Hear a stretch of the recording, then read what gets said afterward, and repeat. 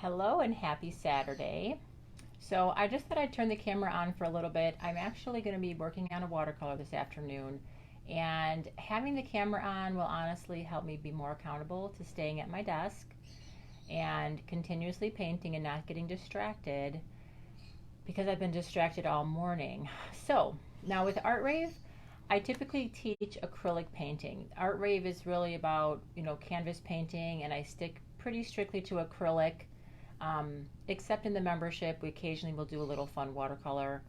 But today I'm doing a watercolor, and I just thought that I would just turn the camera on and share with you my process. I'm about maybe halfway through a pretty large watercolor commission of a house, and I used to do house portraits years ago. I used to do a lot of house and real estate portraits, buildings, condos, individual single-family homes. And I haven't done one in a while, so I'm a little slower because I've been working on some watercolors to practice, but it's been a couple years since I've done something this large. Well, actually, no, I did do one about maybe 2 years ago, and but again, I'm not doing them all the time. So, and then just really quickly behind me, this beautiful sunset painting we're teaching at the Shanty on Monday. So if you wanted to join Art Rave for a live event in person, like the good old days, we are going to be having our first restaurant Art Rave on Monday, tomorrow, 2 days from now. And you can still sign up. There are still some tickets available or some seats available. And dinner and drinks are optional. That is taken care of by the restaurant. But if you wanted to purchase a ticket online, you can go to the website artraveinc.com and jump in on the Shanty event. I'm going to be teaching that beautiful sunset. All right, so hi Donna. So I'm going to be turning my camera around so you can see my watercolor portrait. And I have my iPad up, and I have a lot of close-ups of this house and garden. I'm going to be working on the garden today and probably getting to some of the window details. So let me turn my camera on and show you my project. Hi Greta. So this is a house portrait commission that I'm doing for a family in Gurnee, and it's quite a large portrait. It seems like it's larger than 12 by 16, but it is 12 by 16. So this is their family home. It's going to the mother who is turning 70. This is her 70th birthday present. And one of the things that they really wanted to really highlight was the beautiful gardens that she works on. So I made that a focal point by changing the perspective of the house a little bit, so that you're kind of standing at the garden, and there's going to be little angels that she also puts in her garden for all of her grandkids. And those are a significant part that's really probably going to surprise her and really touch her heart, that we have those little angels in there. So this pink stuff that you see is a masking fluid. So in watercolor, the white of the paper is the white that you use. You don't use white paint. If you do, it's going to be in minimal amounts at the very end. But you primarily use the white of the paper. So it's a very different process than acrylic. But if you want to reserve some areas to be white, like I put masking fluid on all of the shutters, around some of the door frame, and even on some of the flowers, because when I paint in this green, all the greens for these, all the different perennials in here, where the masking fluid is, the paper will stay white. And then after I paint the greens in, like right here, I can't see it, I have it zoomed in. So over here, I already have these done, and I'll show you actually. Let me move my tripod over a little bit. This is kind of a cool process, actually. Silly tripod. I gotta slant it. Okay, there, we can see it now. Okay, good. So I want you to see this little bottom left-hand corner, because I'm going to remove the masking fluid and you'll see what happens. Thanks, Amber. I know this is a big one. And let me move on the little crap. All right, so down here, I put this masking fluid, which is kind of this rubbery substance. Whoops, my microphone. It's this rubbery substance. It's called Masket, and it's also called liquid frisket. It gums up your brushes, so just be warned. So I'm going to erase these little rubber areas here, and then you can see how the paper is going to be left behind. So I'm going to use the eraser, and the eraser just helps it to roll. So it rolls up and it turns into this little stuff. It's like rubbery. So I'm just going to use the eraser to rub off the masking fluid from yesterday. And I have an angel here that I also use the masking fluid on because I wanted to keep this paper white. So let me get this going. Do you see how it's kind of like this little stretchy gummy stuff? But it keeps the paper from getting painted on.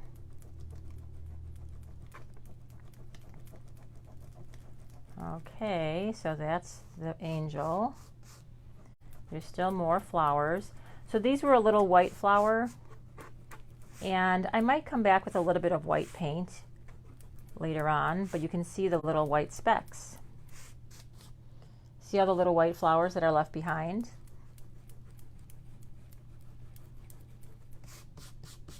Okay, so let's get all the little shavings and stuff off. Okay, so there we go. There's our little angel.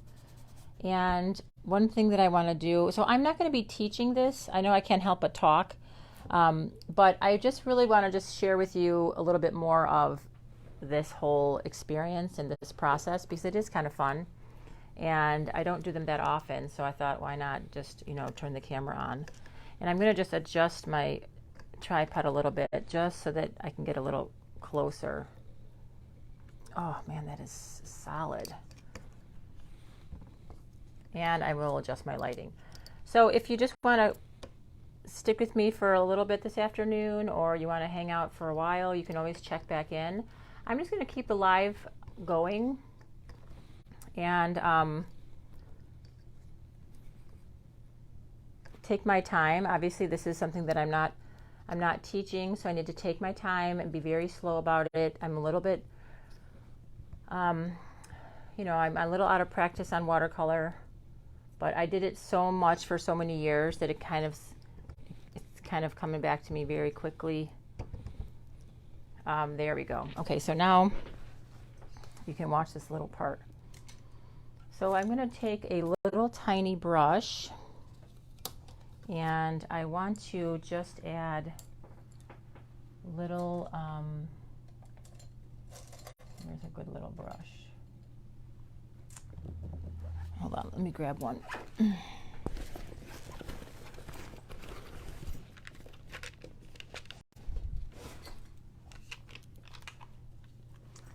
Okay, so with watercolor, you don't really need a lot of different sizes and brushes. I like to have a large and a small, and that's about it. So I have this little tiny one I'm going to use because I'm just going to take some. So here's my palette, and what's great about watercolors is that even if they dry up, you just re-wet them and they come right back. So I'm going to get some dark green.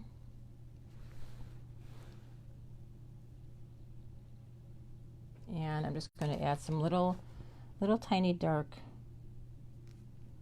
little shadows under the flowers.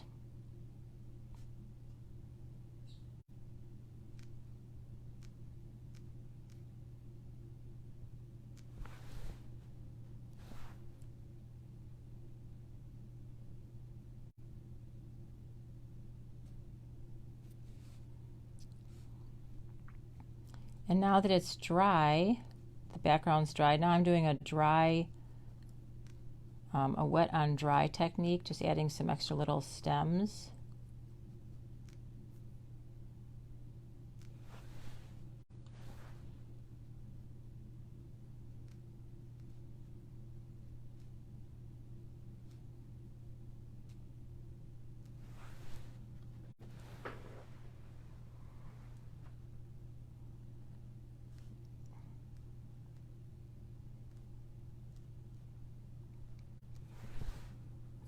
So the same principles apply as an acrylic, which is adding the variation, adding some looseness to it, keeping things looking spontaneous and not so super controlled.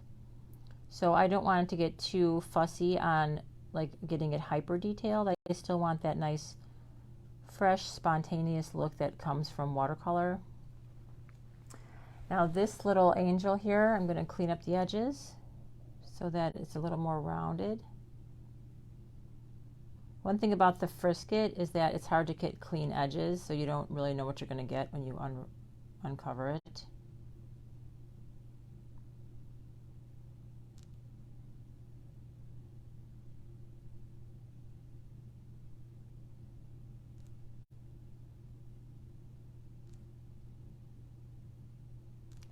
So this little angel is going to require its own little painting job. So I'm going to save that for a little later.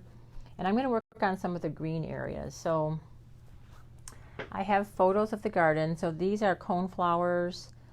We've got a little orange plant here. I have to scroll through my reference photos and double check some of these plants to make sure I'm getting at least something close to what's planted there. And I have a lot of photos. So let's see here. What is that? Okay. So there's some pink, looks like spirea around here. So we have little pink flowers I can put in here. I don't know what's back here. Let me see. I might be adding some more frisket to block out the spirea, the little pink flowers. Okay, let's see here. Oh, here we go.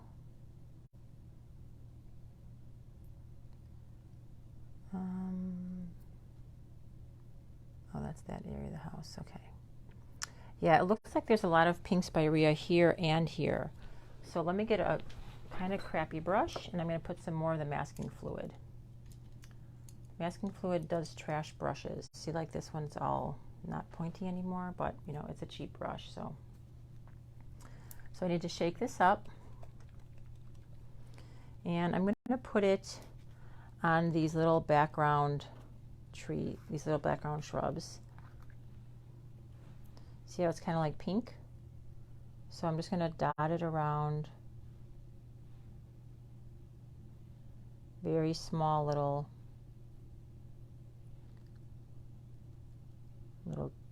tiny dashes.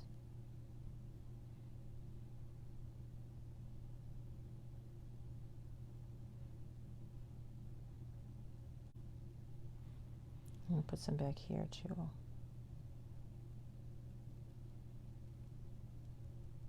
Now I might decide at the end of these little gardens to add a little bit of acrylic, opaque acrylic on top, which I think would be perfectly acceptable, because it's about the garden, not about it being all pure watercolor.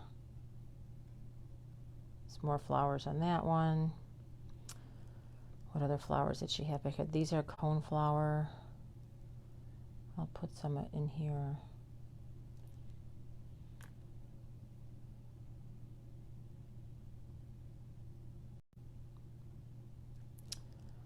And it looks like she's got a hanging basket here, so I'm going to put that little hanging basket in. Some big flowers. So I'm going to put some big blobs there.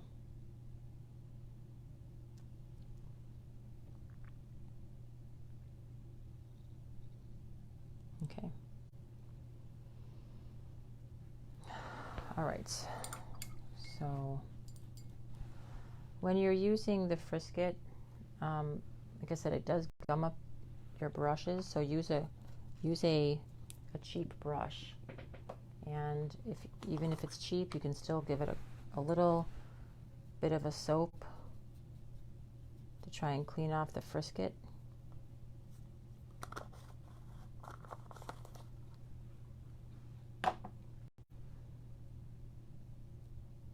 And do your best. There we go. Okay, so that'll be my frisket brush. So what I'm going to do is I'm going to do this whole garden area, and the way I'm going to separate the different shrubs from each other, oops, got some water there, is I'm going to make sure that the bottom is nice and dark and that the tops are brighter. So I'm going to vary the texture, I'm going to vary how light and bright the greens are to get as much variation as possible.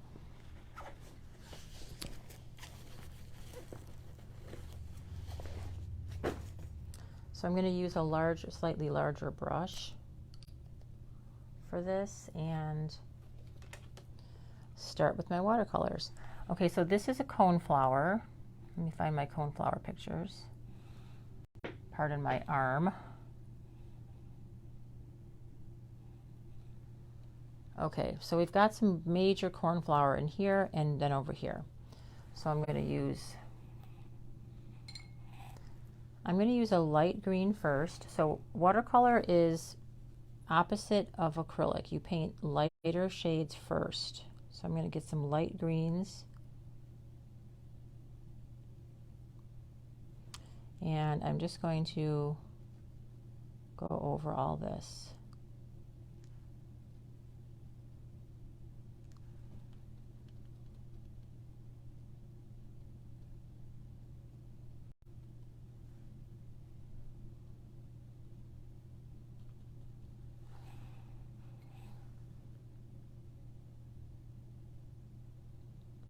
And it's a pretty deep green.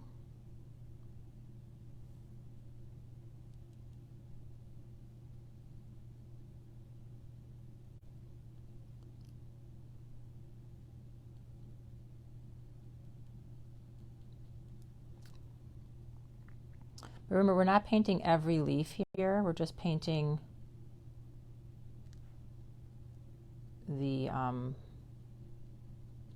basic structure of each one. So there's my light green, and I notice how I could paint right over the frisket. So I can paint right over this previously laid down frisket and it comes out. I don't have to worry about it. I can paint right over it. And while it's still wet, I'm going to get a little bit of a wet on wet. I'm going to get some dark green. So I'm going to mix a deeper green with a little bit of a dark blue. And I want to deepen the base.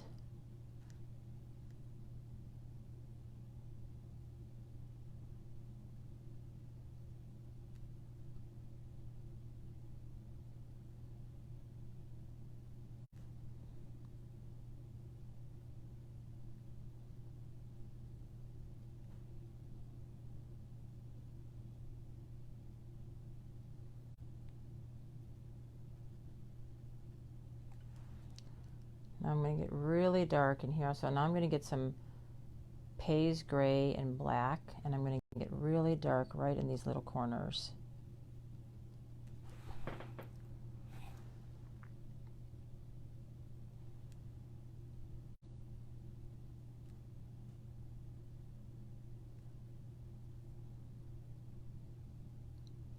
By getting dark down at the bottom of each plant, I also help to bring out the highlights of the plant in front of it. So that makes this plant come forward.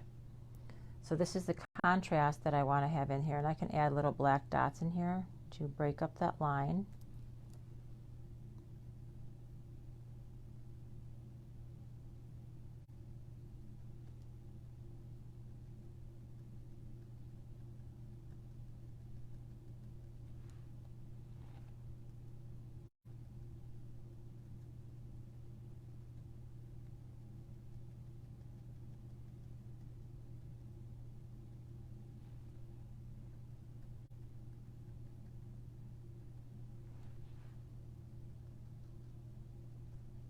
And I can always add darkness to the other shrubs because in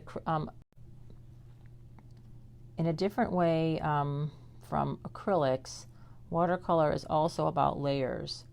So where acrylics, you're layering from dark to light, with watercolor, you keep on building up the darks. So every chance I get, I'm going to add a little darkness to some of the bottom of these shrubs. And I want to build up those darks.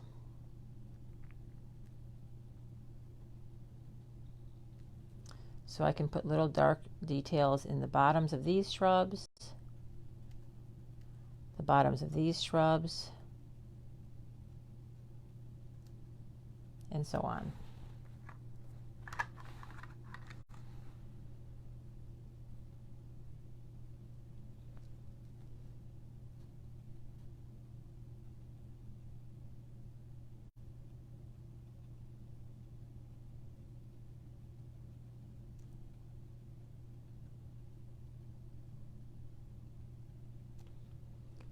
And I like putting a little bit of blue in my shadows, so I will take some little bits of blue, and I put little bits of blue into the deepest shadows.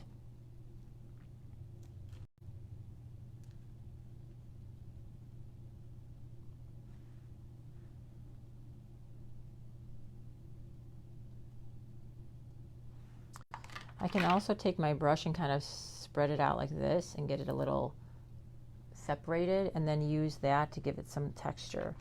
So I'm going to just dip it in the darks, dip it in that dark paint. I'm going to spread out my brush a little bit, and just for the close-up shrubs like this one here, I'm going to add some little broken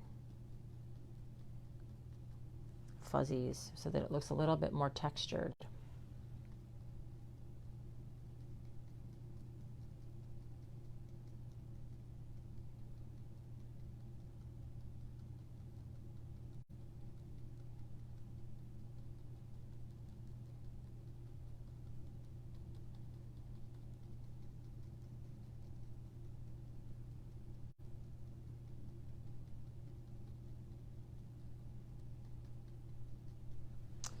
And so now this one, being that it's really close, has the most texture.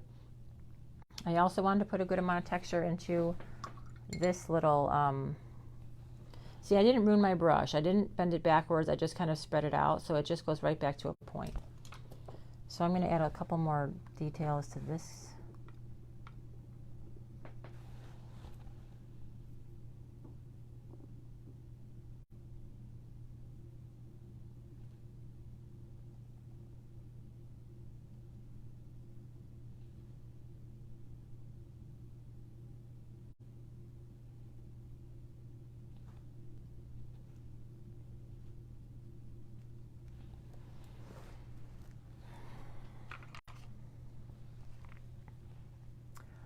Hello, Jordan and Sherry. Just seeing some of the names that are popping up and that are watching.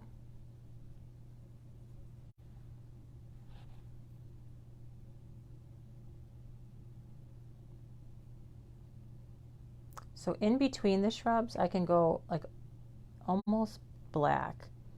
So I'm getting in between some of those shrubs and getting like a little dark, dark, dark space, which I'm using a Pays gray, which is a bluish, kind of a bluish black, and getting in really deep in between the two of those. So look at how it makes the edge looks like it's lit up by the sun.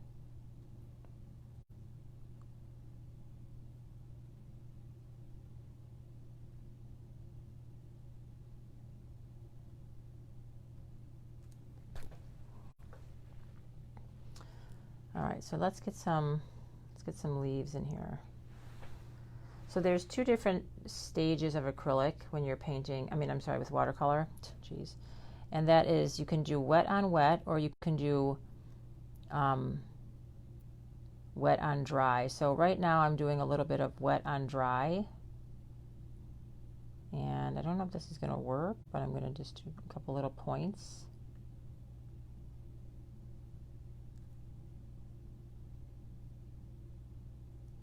I'm going to kind of create the suggestion of pointy leaves without painting every leaf, but don't know if that's going to work.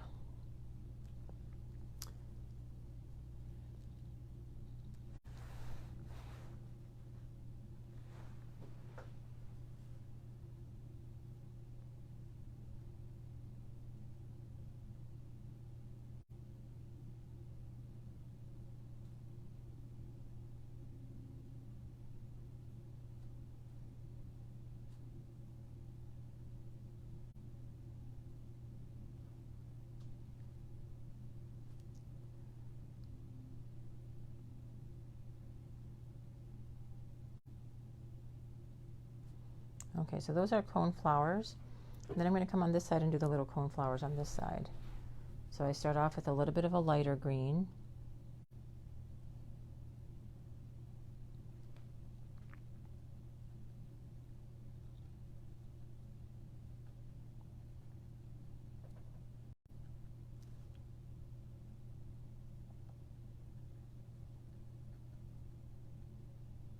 And then I'm going to get a dark green at the base. So every single shrub is just lighter at the top, darker at the bottom at this point.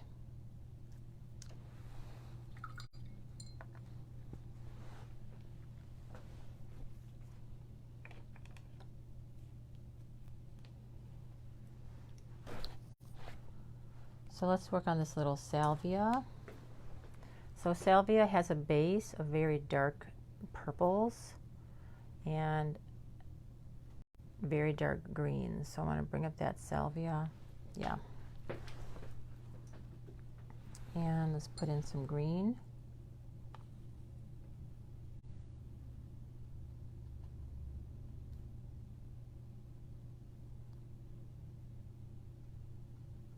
So I'm going to paint all the area green, and I have some rocks in here that I'm going to just go around.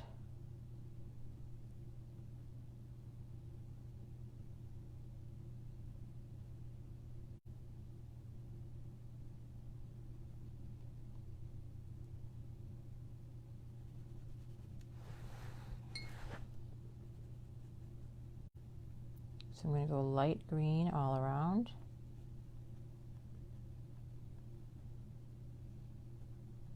And then I'll come in with some darks.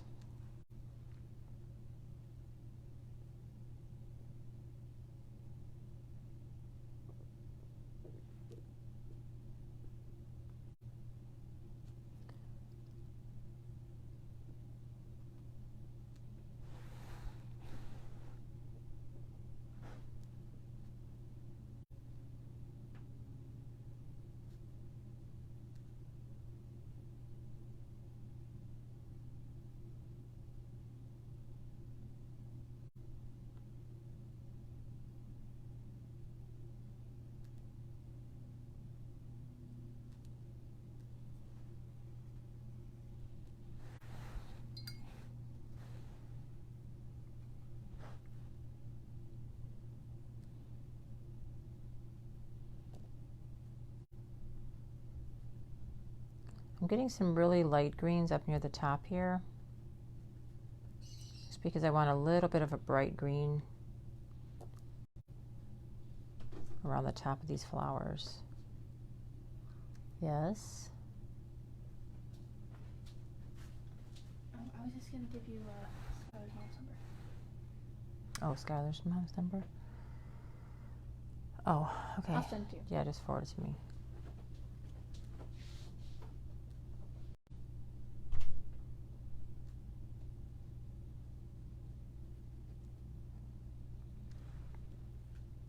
So what separates two perennials besides the color of the flowers is going to be the dark shadows. So I'm going to get some extra little deep dark shadows in these little crevices down here.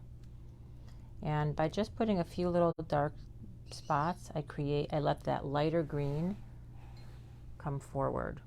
So it's about creating these dark pockets in between the leaves. We're not painting the leaves on this painting, we're painting the dark spaces between the leaves. It's a little crazy when you think about it. But by creating this little dark space, now we've created the separation between the two. And that's the beauty of this little process. Okay, so we've got cone flowers, salvia, these little white flowers. She's got a little orange flower here during one of the seasons I'm going to keep. I forgot what's here, if this is cone flowers. Let me see. This might be cone flowers, like a double batch. Hi Marge, hi Rachel. So I am working on a watercolor today that is, of course, taking a break from acrylic for a commissioned portrait of a house. And there's lots of gardens, so I'm just making a couple of, oh yeah, there's cone flowers, okay.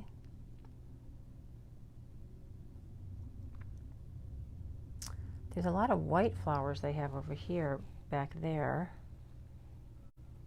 What is here around that angel?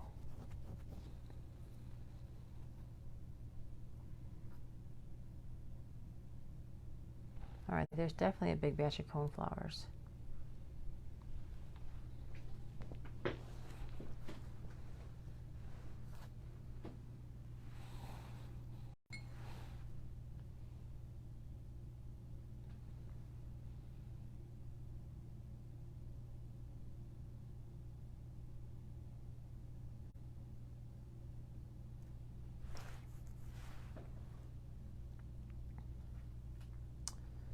All right, why don't we work on some rocks? I need to text the owner about these plants in here, and I want to make sure I get this area right.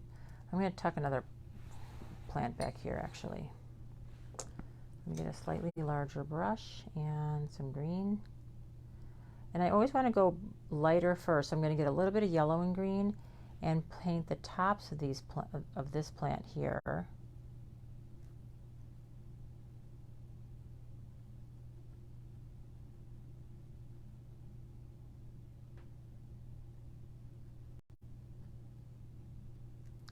And I'm going to just come along the bottom here like this.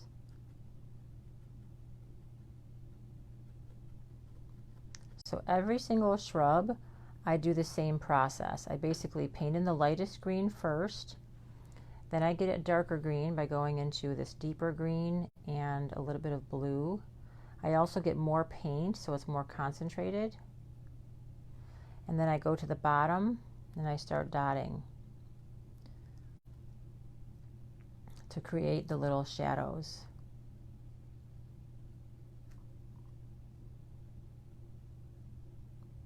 And this orange stuff that you see, that is frisket or masking fluid. So that is helping to mask that paper so that when I remove it, the paper is left behind. I have that white paper.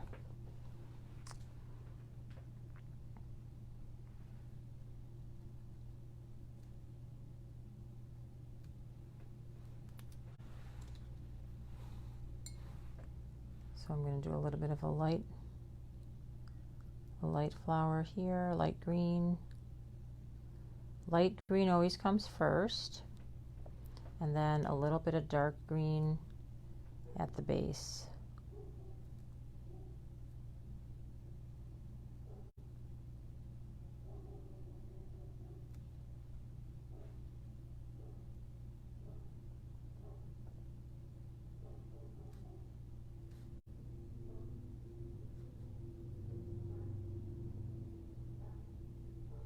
See, I can't wait to take off some of this masking fluid because it's going to reveal the paper below, and then I can add the flowers on top. That's very exciting.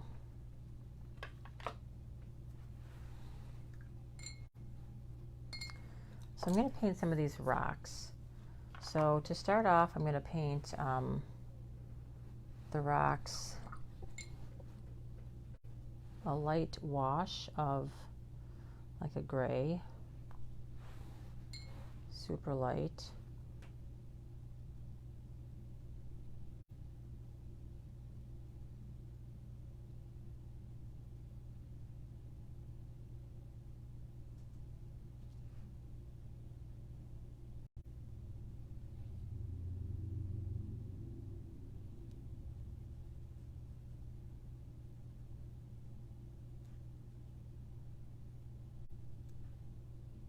And there's a little rocks over here, but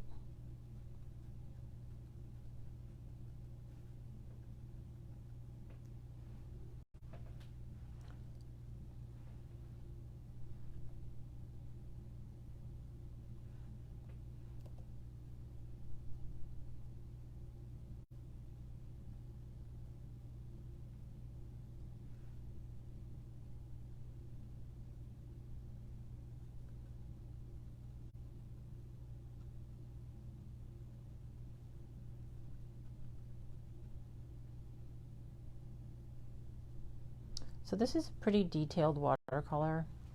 It's not necessarily an easy one to do because you got to take your time and really, with watercolor, you have to really plan out like what comes first. You can't paint over things. Like with acrylic, you can paint over things. Like with watercolor, you can't. So I've got to just take one step at a time. So sometimes if one area starts to kind of stress me out a little bit, I'll think about it later and I'll go do something else that's easier. So I just keep on plugging away at what's easier, so to speak, and then eventually I finish. That's the way it goes. Let's see, what else can I work on right now? I need to wait on these plants and see what they are. I'm going to paint these guys from the back. Here we go.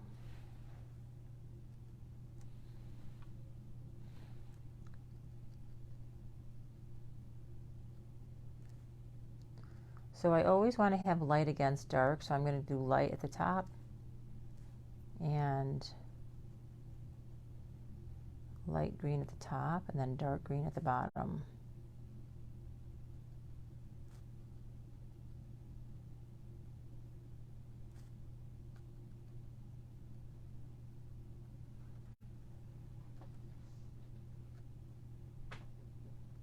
Forgot what's over there. I'm trying to get so many to be.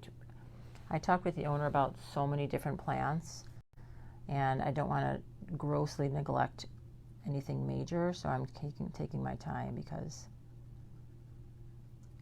I know that the plants are very important to them.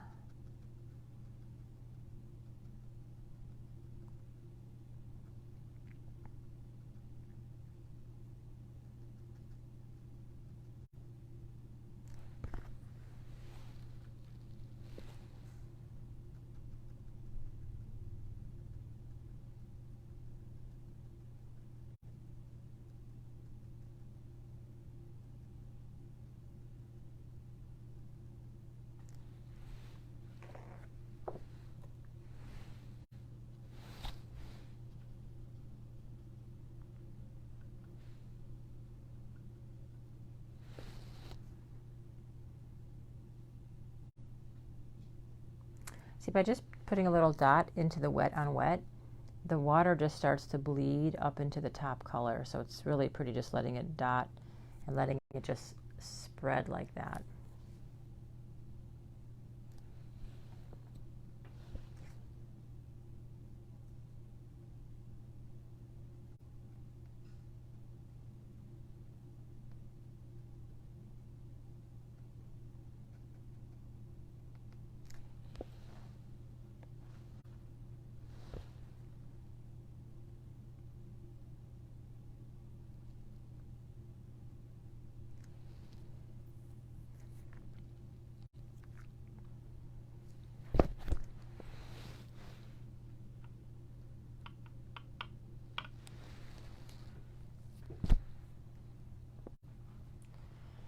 Let's see what's behind here.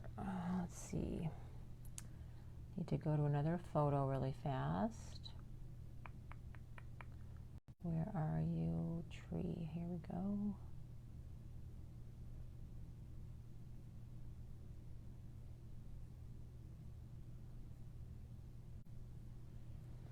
So I could use some artistic license back here and make it dark or light. I think since the tree is so dark, I'm going to go light on the background, and I'm going to just do a quick little green wash. So just by keeping things really, really light back here, I'm going to go with a blue-green wash because I want this to look like it's further away. So I'm just going to do a little green, light blue, light green wash.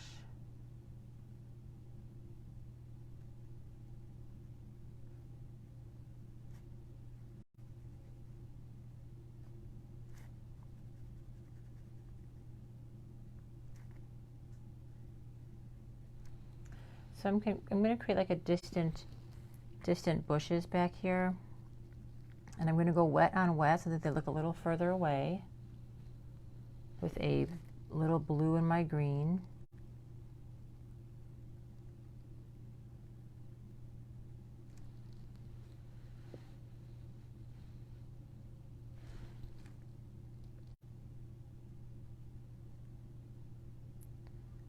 Blue will always make things look like it's a little bit distant. So I'm going to just put some little blue, which is nice against this nice yellowy green.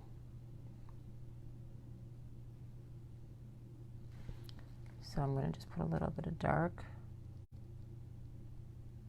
along the base. Let it kind of bleed up.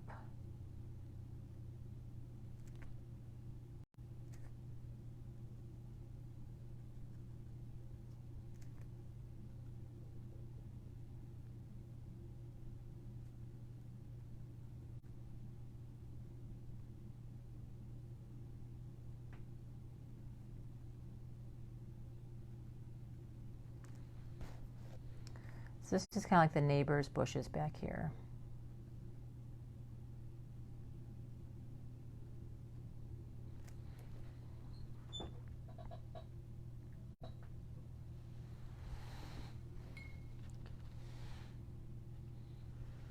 And I'm going to put some bright green grasses.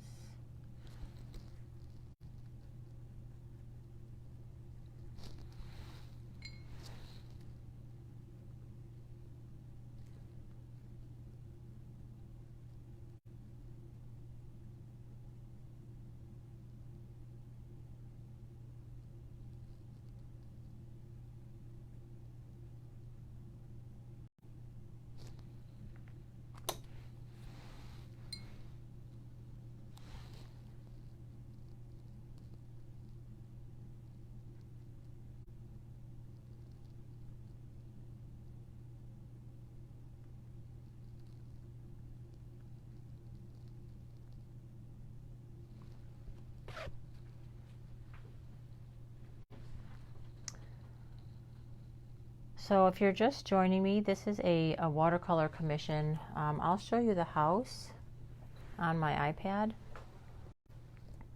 So this is the house.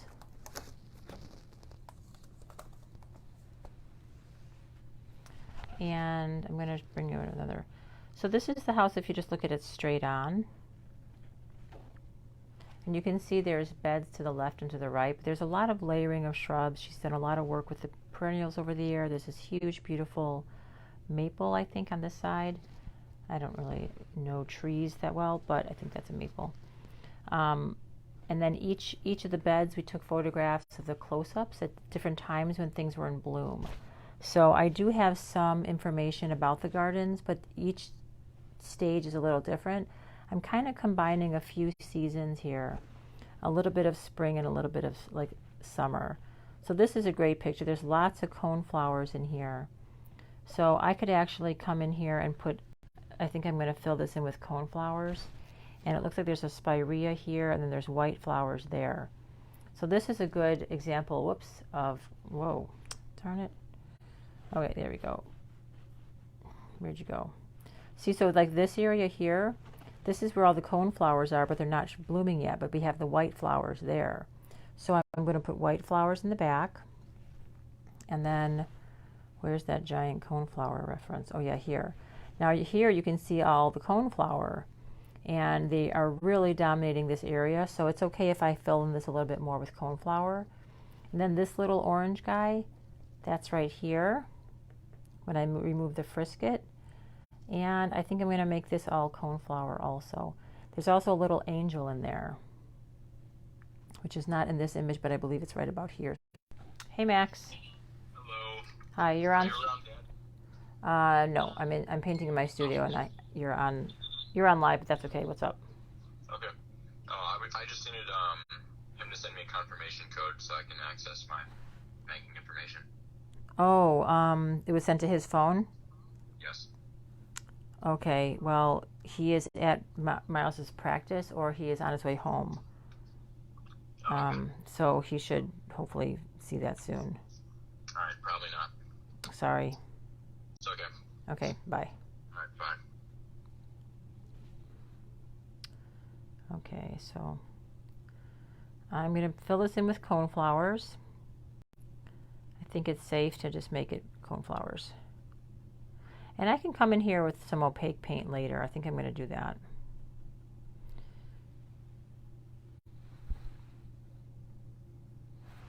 We can't have all the flowers all year long, but we can do our best to get the main flowers in here. And lots of beautiful color, and lots of beautiful greens.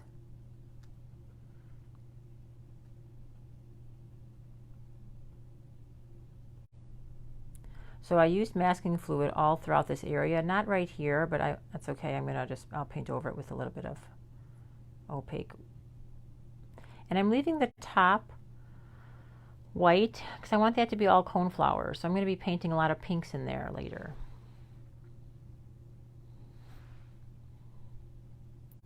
So I'm dotting the darks into the wet paint and letting it just get a little fuzzy at first, and then I'll come in with adding some more detail.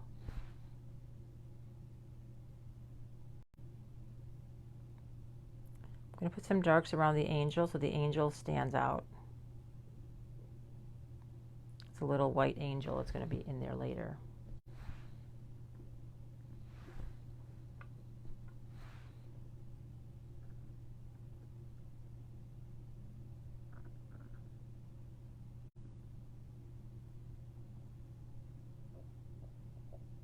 So I'm getting pretty dark along the bottom, and especially around my purples here. I want the purples to stand out, so I'm going to get some darks along the base of all the shrubs. We go dark, maybe a little up into the shrubs. All right, so look at how this is starting to fill in. I love it. The rocks are going to be a little painstaking. I'm going to have to go through and do each rock. Yeah, Jennifer, I want to do a painting of my house too after painting this, but I would suggest maybe we do a house painting, you know, like with the inner circle in acrylic, because I'm teaching in acrylic and it's much more forgiving. Watercolor takes a lot of planning, and the steps have to be in a certain order sometimes. It can be a little bit more tedious. All right, so I've got some Dahlia in here. I've got some little bright green ones in front I've got to do.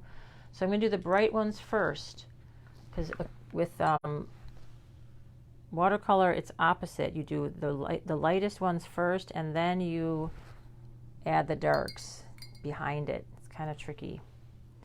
So I'm going to make some very bright green little grasses right along here.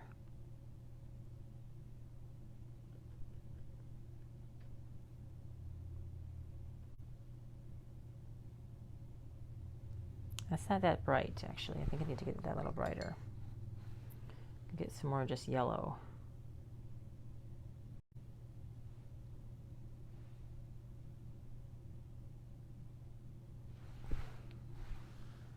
So the watercolor paint is super different. See, you don't need much because you're using mostly water.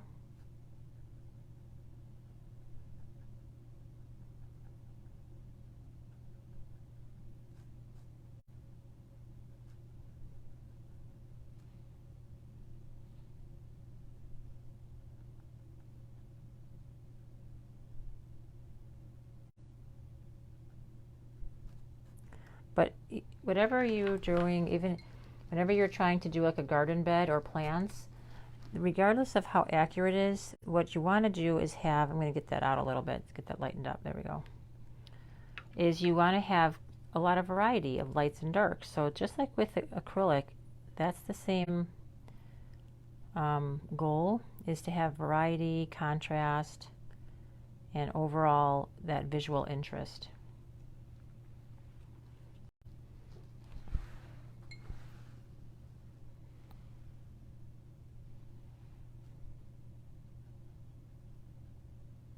So I'm putting in some very lime green grasses in the front. See, these lime green grasses, in the spring, they're daffodils.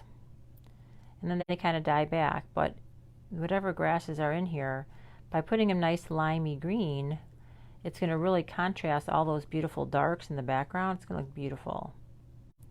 I don't know what's here. There's some stuff there. Oh, so I was showing you the house. Let's see, what's in the front of those grasses. So on the other side of the house, we have,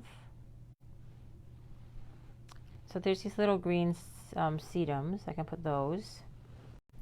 See this lime green? This is very important. It's going to be beautiful. That's these bright green here around this little angel. So this angel is going to be right here among those bright greens, and then these deep red flowers are this tall plant right here. So I'm kind of trying to get as much in as I can. Let's see, oh yeah, here. So this is the bed I'm doing now. This is this bed. So you can see I have this purple salvia right there. These little pink bushes in the back, those are back there. See these little lime green grass tufts, which are probably just the daffodils that are trimmed down. See those? Those are here. And then right behind them, these pom-poms, these are all Dahlia. And he mentioned that those are one of her favorites, so I made those pretty prominent. And those are going to be like in a bright pink. All right, so at least you kind of know where. And then I've got some baskets of flowers, and those are here. They're all going to start to be revealed as soon as I take the frisket off and I start painting actual colors. So let's do that. All right, so what was I going to do? The Dahlia. So the Dahlia are more of a blue-green, which looks really cool against this lime green. So when the lime green is dry, I'm going to paint in. Let's let that dry a little bit longer. Let's get some more green in here in this. I need some yellowy green, I think. This is the coneflowers.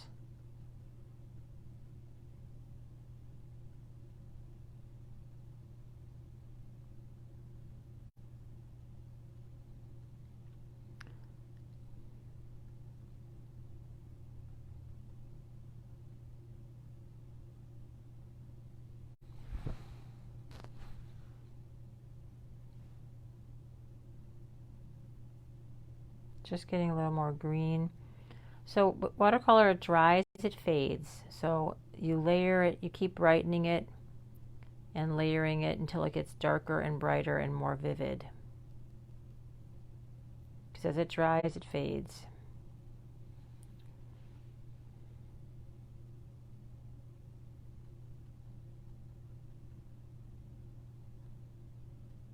So I'm just putting a little extra green, liven those up a little bit.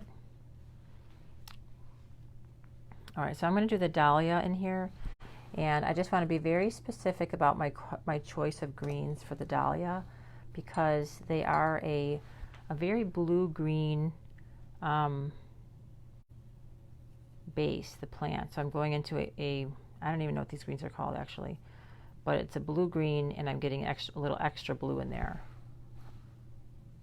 So this is, I know this is ultramarine. The names on these paints are very unfamiliar to me, so I don't have them committed to memory. So I'm going to just pepper in this blue-green for this Dahlia. And for this Dahlia.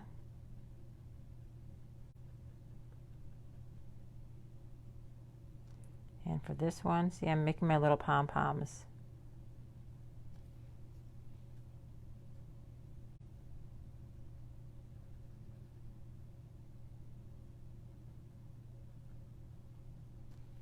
And this Dahlia.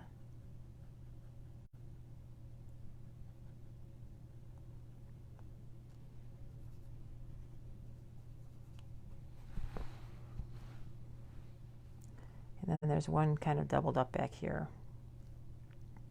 Now, as I come down towards the grasses, I'm going to just bring my brush into points so that it looks like grasses on the top.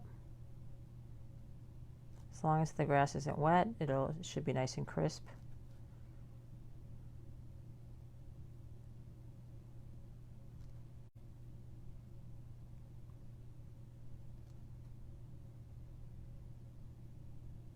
Okay, so there's the Dahlia, and this is that lime green. I might add a little more of that around that angel, just get it really, really limey. So the lime green is going to be a bright green and yellow. So I need to get this really yellowy and bright right around this angel.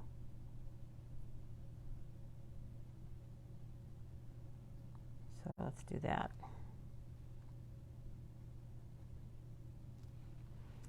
And let's add a little extra bright in here.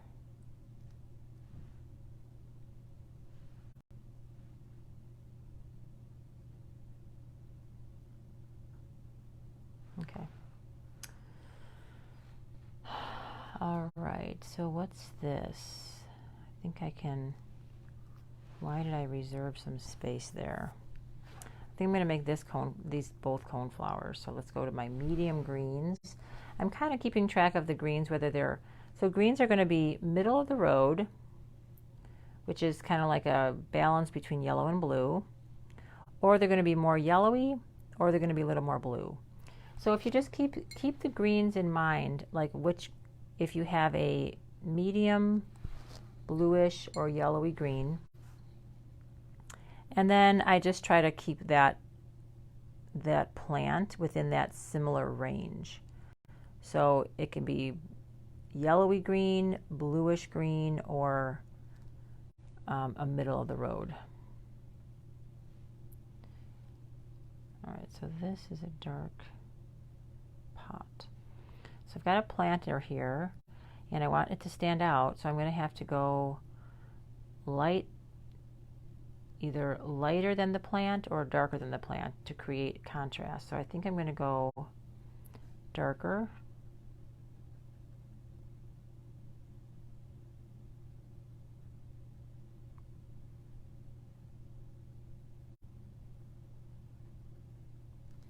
And I don't want to make my purple disappear, so it's a balancing act of darks and lights. Because if you put too much of one or the other, you're going to lose your definition. So you want to have darks up against lights so that you can see the separation of plants.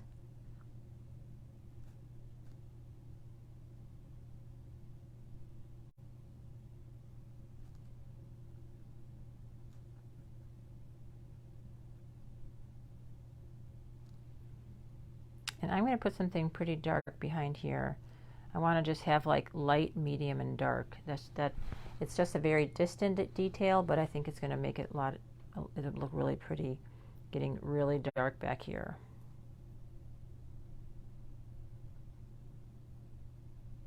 Look very dramatic.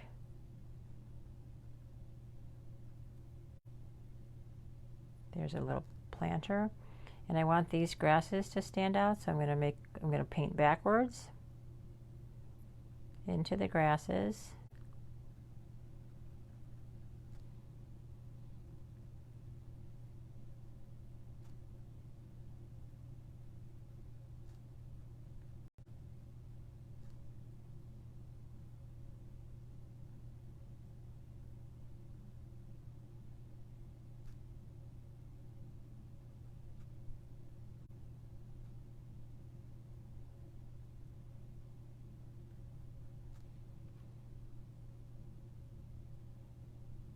And I'm going to get really dark in here, so I'm going to get some extra Pays gray and some blue, and just come tapping it, letting it flow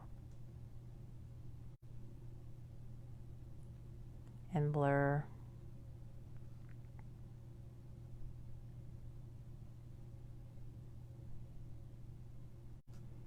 Yeah, so this painting, it's for a 70th birthday present, and the husband is doing it as a surprise for his wife. And I just thought, like she said, that this is the home that they raised their kids in, and, it's their family home. And I just thought, like, I have not painted a portrait of my house, and I've lived in my house for 14 years now. We'll probably live in here another at least 10. So this house, it just reminds me the significance of the home that we live in and where we raise our kids, or where we have a good amount of our life and memories. So I'm really inspired to paint a picture of my house, because while I kind of have a love-hate relationship with it sometimes, there's obviously houses are a lot of work. And sometimes we tend to see the work more than we see its beauty. So I think it's nice to paint a painting to really feel that appreciation for, that special place.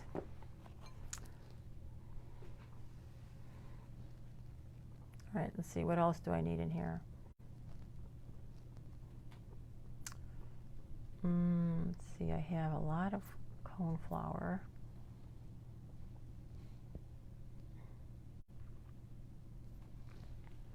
I think this pink bush can be brought down a little bit more.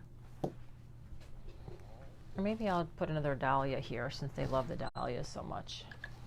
I'm going to need blue-green for that.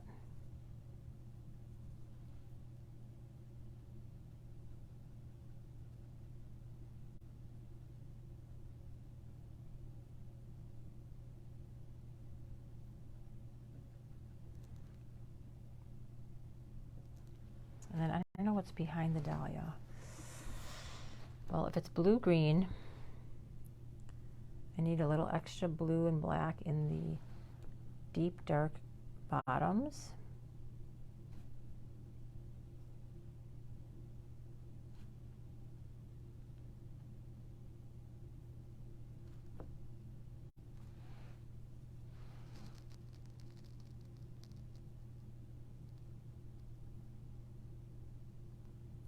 So this is the kind of painting where you really have to just take your time and be very patient, because if I just keep working on it, I just think like eventually it gets more and more done. I don't look at how much work I have to do. I just look at what's the next logical step. That's something that I need to practice in real life too. Like, what's the next logical step for me to work on? And then I just work on it.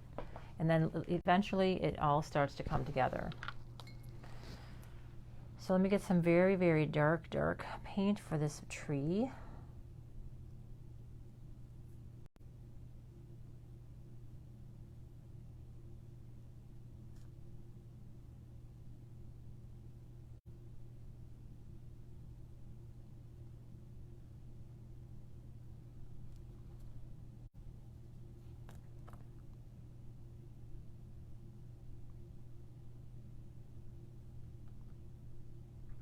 So I don't know the exact limbs, how they're shaped in this painting, but I'm just going to make it up. I know that it's a very thick, mature tree, so I definitely want to get it nice and thick.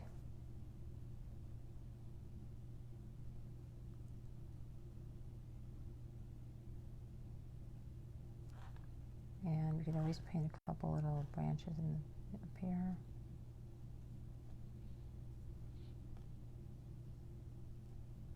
That doesn't even really show up.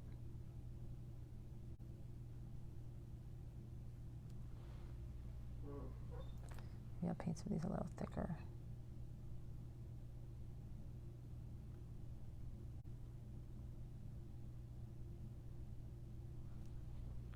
There we go.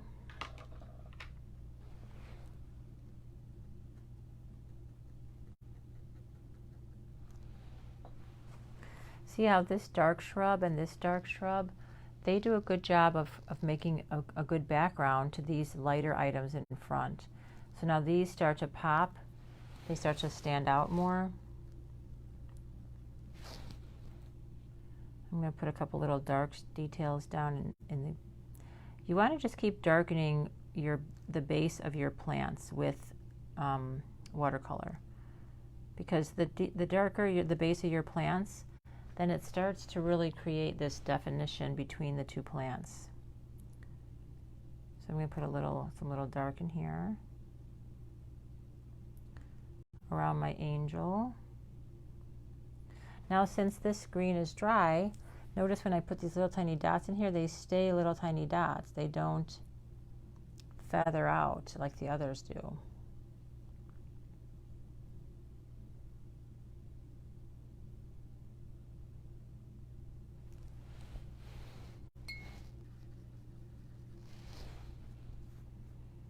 What's behind the dahlia? I already have coneflower, salvia.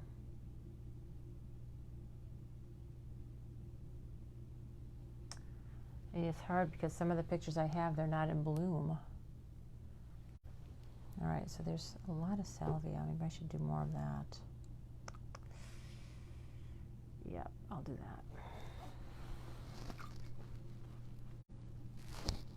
I'm going to mix a little purple,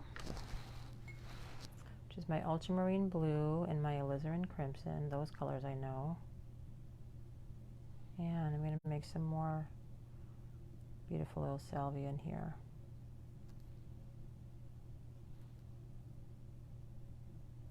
So I'm going to paint the light purple first, and then I'll come in and do some darker purple and greens.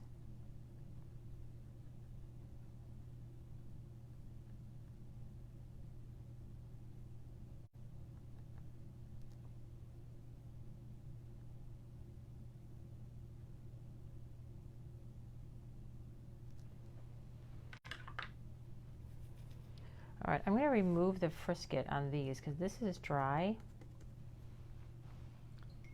once it's totally dry, is it totally dry? Yeah. Then I come in and I take the eraser, and I'm just going to erase the frisket off of the paper. And then what's left behind is just the white of the paper.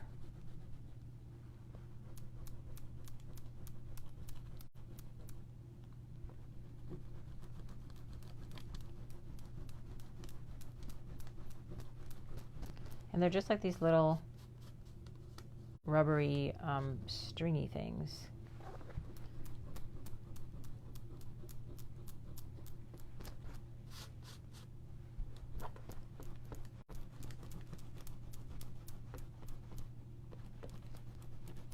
So removing the frisket, this is one of my favorite parts, because then you start to see like what's left behind. Like, see all that paper that's left behind? Now I can add the color of the flowers and really start making it look like a garden.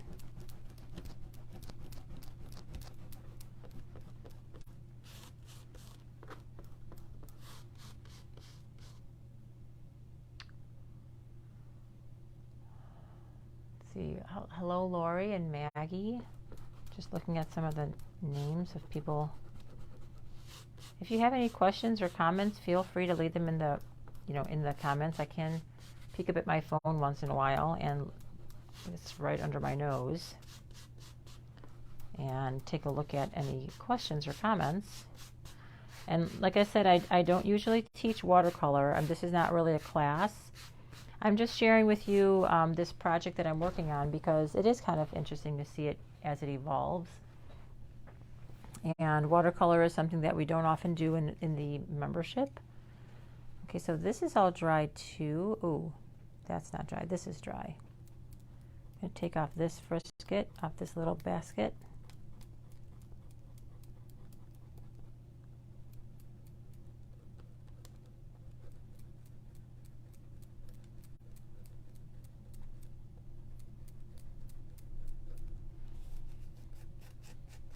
You know what, I'm going to blow dry this just in case I forgot a section. I want to make sure I don't smear any paint.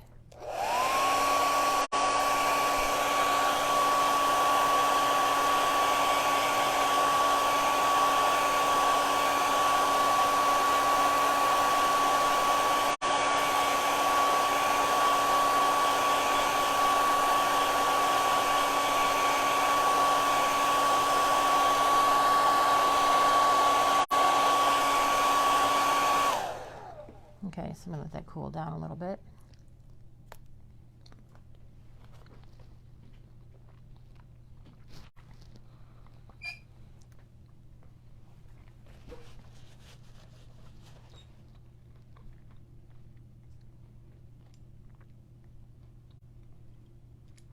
Okay, let's see, which one am I going to do it first?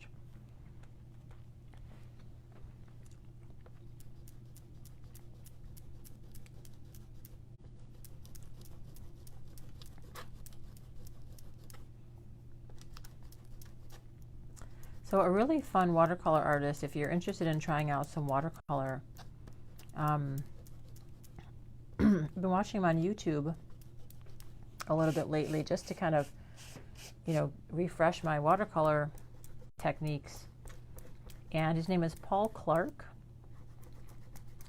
He's out of England, and his watercolor style I really like, because it's just a nice combination of loose, a nice combination of some, splattering, wet on wet techniques. He's very clear about different wet on wet techniques and defining them. It's just fun to watch, his little watercolors. But there's lots of different watercolor artists online if you really want to watch and learn some more watercolor. But like I said, acrylic, when I finish this commission, I actually have a painting to do in acrylic that I'm going to share with everybody, if I can, that process as well. But if you haven't seen online yet, if you're interested in doing an acrylic painting and learning how to do this sunset painting, I have this sunset painting scheduled for the Shanty in Wadsworth. We're doing a in-person event I have this painted on a 16 by 20 canvas, and I'm going to teach everybody how to paint this in acrylic, which is a super great painting for beginners. It's just a beautiful summer painting, very few colors, and we'll be teaching that at the shanty. There's still some seats left if you wanted to sign up. Okay, so these are all starting to dry, and I'm going to start getting in the colors of my flowers.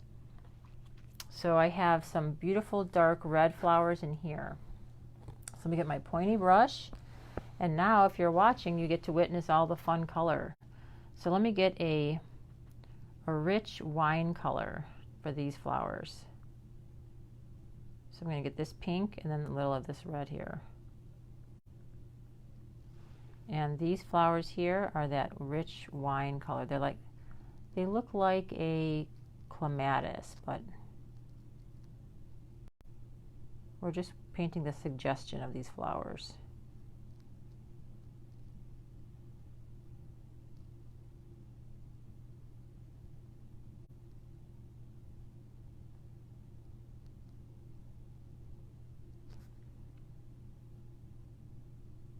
So I'm just making little blobs, but I'm trying to keep those blobs somewhat similar to the way the plant itself looks,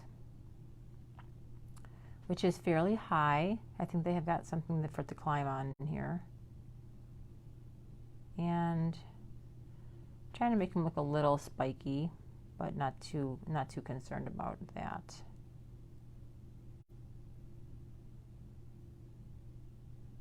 Okay, so there's my suggestion of that clematis. Now the hanging baskets here are very bright pink, so I'm going to use just this color by itself,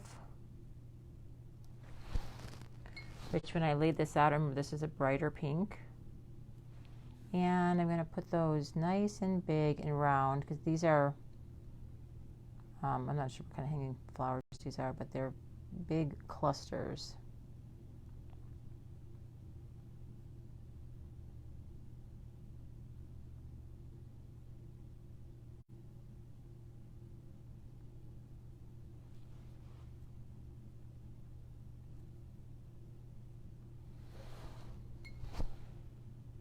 And they're fairly light pink, so I want to make sure I don't get too dark. Here's another basket. Again, the baskets are very full and very clustered. And I know there's a basket over here on the porch.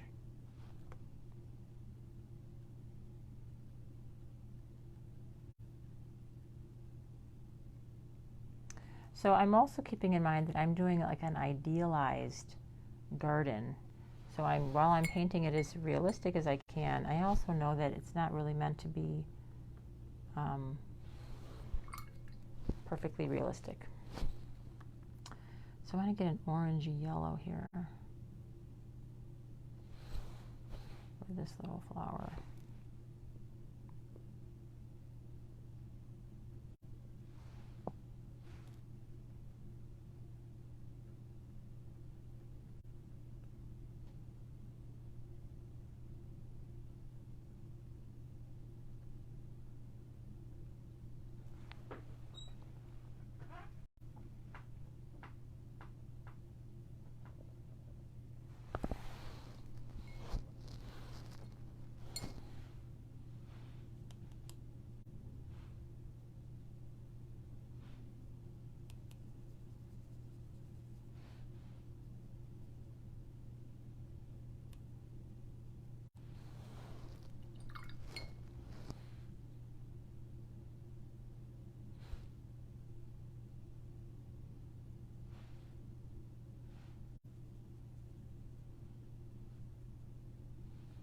Okay, so we've got, oh yeah, these flowers. So I want this to be very, very light. So I'm going to use a lot of water and try and go pretty light on these.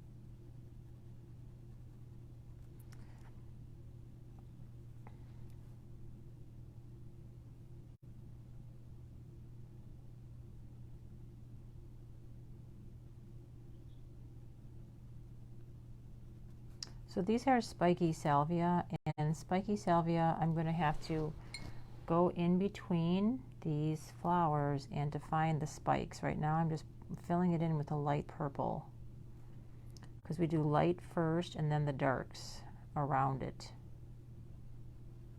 It's the reverse of acrylic. So I'm going to let that purple dry, and then I'm going to come in and add the little shadowy, the little spikes between the shadows, just like I need to do it over here.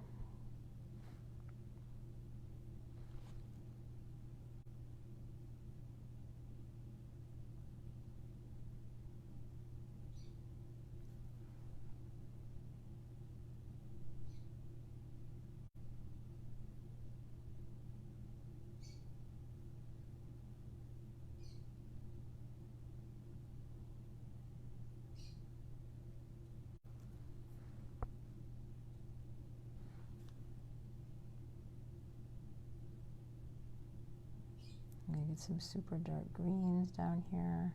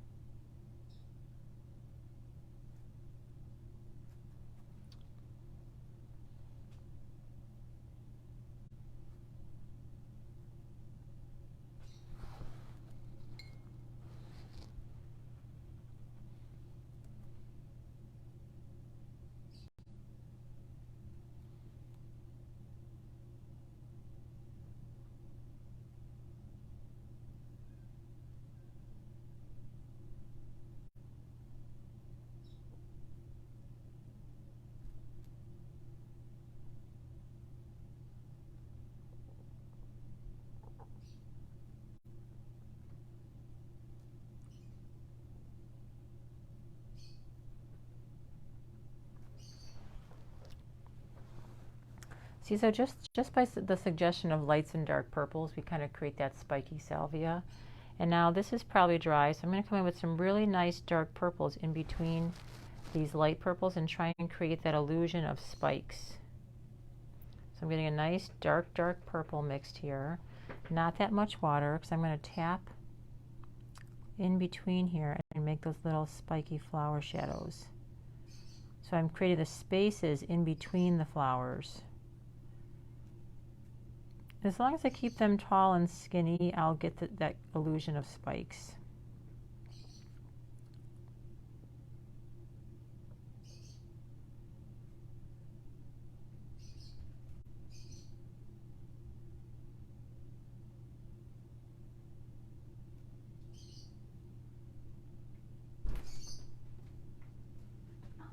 Yes.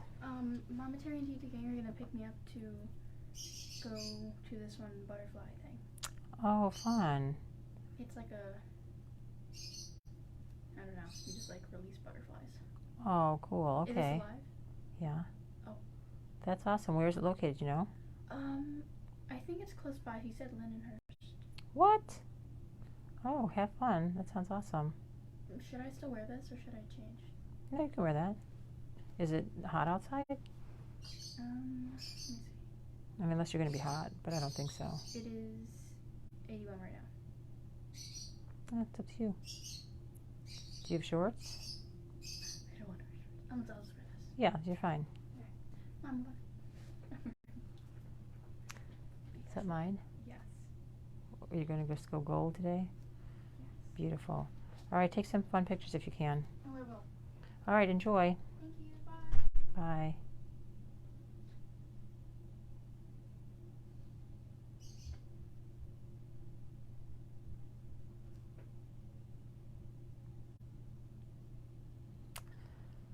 Fun. Giselle's going to go to see some butterflies being released. Oh, hey, Mom. How are you? I am working on this house watercolor portrait today. And I'm focusing on the garden. There's a lot of work in the garden.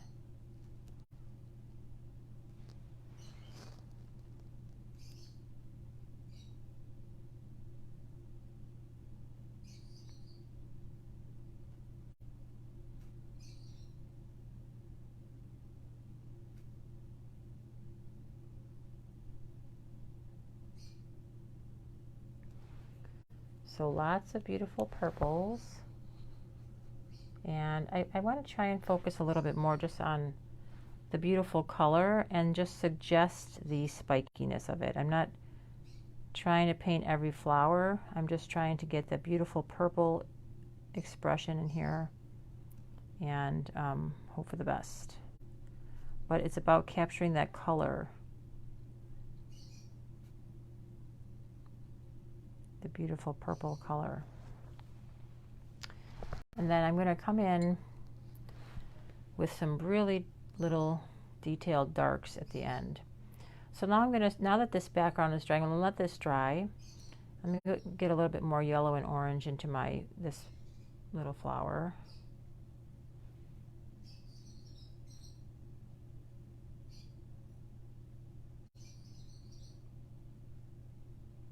So what's beautiful about this flower is just that it's just the light to dark, the yellow to orange. So I want to try and just illustrate that and not really worry again about the flowers themselves.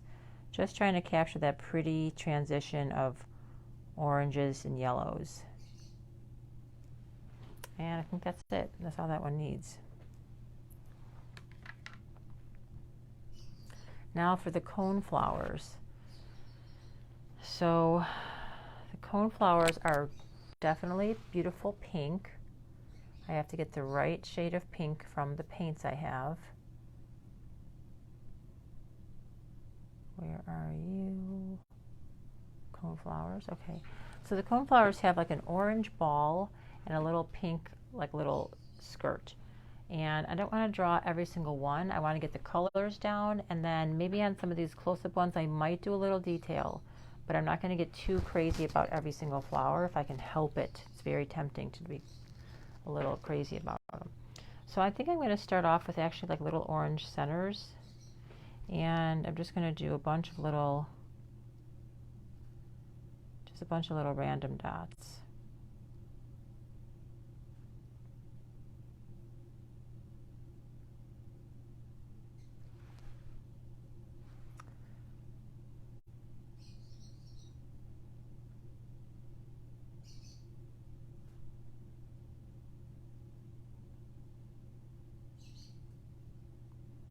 Notice how I'm just letting them go wherever. They're not evenly spaced. I'm letting them be overlapping, some close to each other, some a little further apart.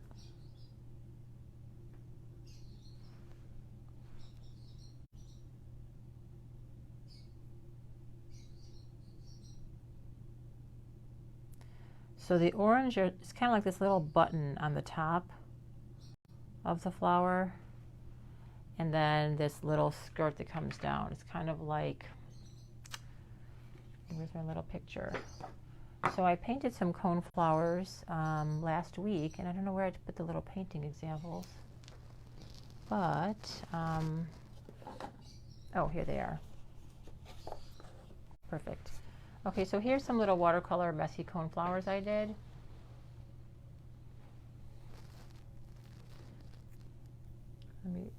Let me read Meg's post. Okay, so yeah, I'll tell you the story, Meg. But first so the cone flowers, see this little orange center, and then the pink little skirt coming down. So I'm just going to do little pink balls, and then I'm going to do little orange balls rather, like this. And then I'm going to have a bunch of little pink blobs underneath. So it's just a bunch, they're blobs of color, but I'm going to try and keep in line the orange on top, pink on the bottom, and lots of pinks. So the story behind this, Meg, is it's a watercolor commission. It's a portrait of a house for a 70th birthday party, 70th birthday gift rather. And it's going to be a surprise, but the woman who is being gifted to, this is the house where they raised their children, and she spent many, many years developing these gardens. And there's an angel for each grandchild in her garden. So those are pretty important. So I'm going to put there's 4 angels, 1, 2, 3, and I'm going to put a 4th one right here. And they're just going to be significant to her and very, very special. And so I'm just sharing with you the process because I'm painting this afternoon for as long as I can muster. And then it kind of helps me to have the camera on so I don't get distracted and walk away. So that's my perfect reason for putting the camera on. Helps me to stay put. And I'm just painting in lots of garden details today because the garden is her pride and joy out here. So I'm going to do orange here for the coneflowers, and then I'll put some pink.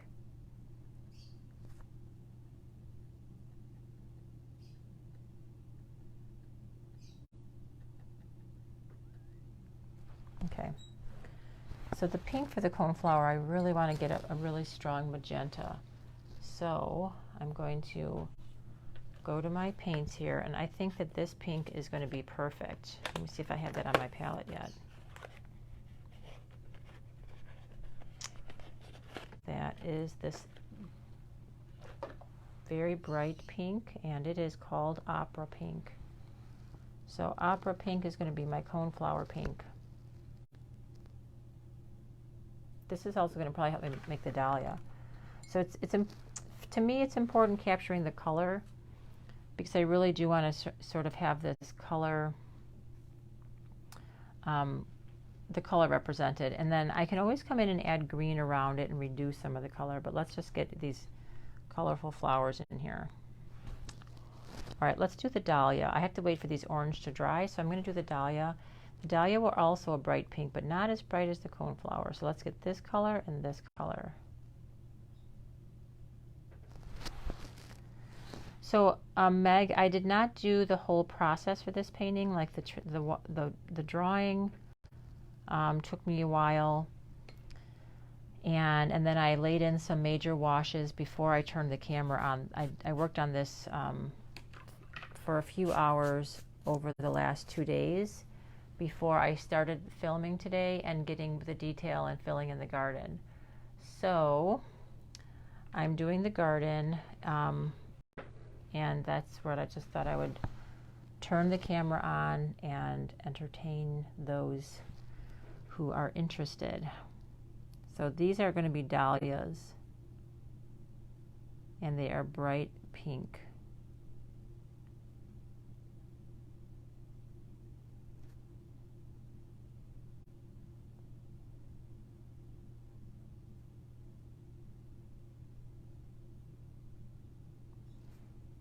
So there's a lot of white in there. I don't know if I don't want to cover in all the white. I think I might come in there with some light green. So I'm just going to leave the white and just paint these little pink little balls.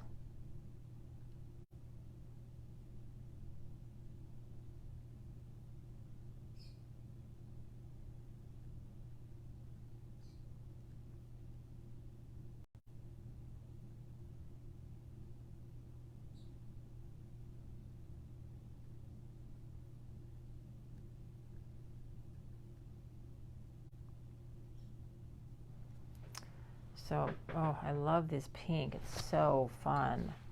I don't usually paint with crazy pink, so it's kind of fun painting with a little bit of a crazy color.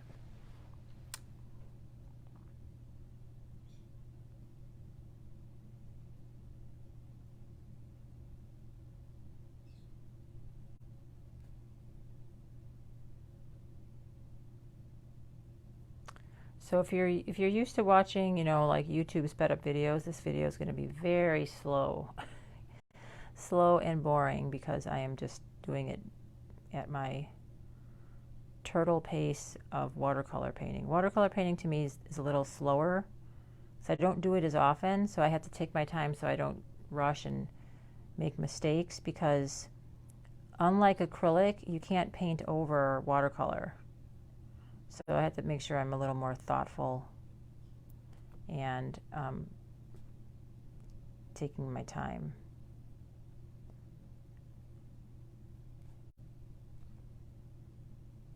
So these are all the Dahlia that he said that are very important to her.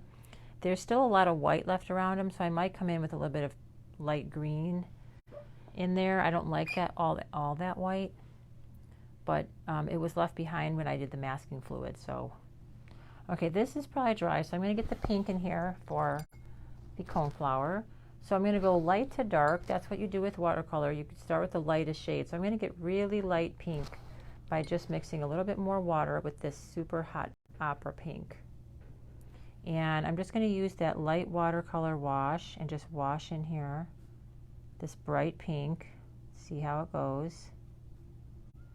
I just want to aim for the white. So I'm just kind of scribbling it around.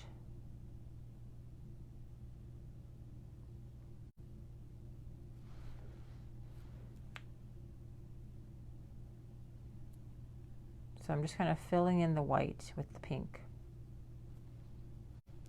And it's very watery so that it's nice and thin and very pale pink.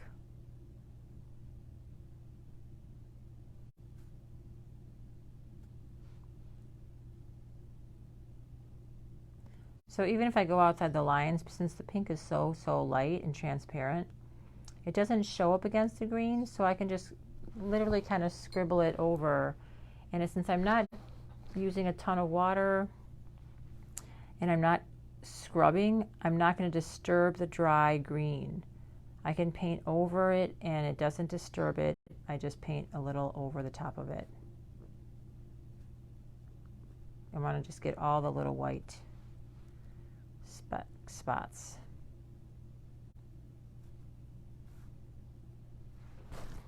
All right, so there's the coneflower. Again, mostly represented by color, not necessarily by every individual flower. And then I'm going to paint in the coneflower on this garden. It's very different. So because this is further away, it looks much different. And that's okay. It even looks like a nice shadow from the tree right there. All right, so I have some plans for these because I don't necessarily want it to look too blotchy. I do want to give them a little more detail. I'm going to come in with some dark greens first, and then I'll do some acrylic overlays. So I'm going to get some dark green, and I'm going to start adding in some little leafy textures.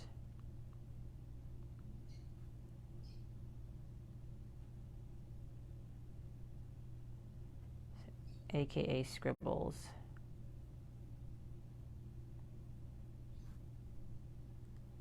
Always go heavier at the bottom with your shadows. I'm going to go heavy behind my angel. Now my angel is not a frisket anymore, so I got to be careful. I'm going to actually define the wings a little bit more.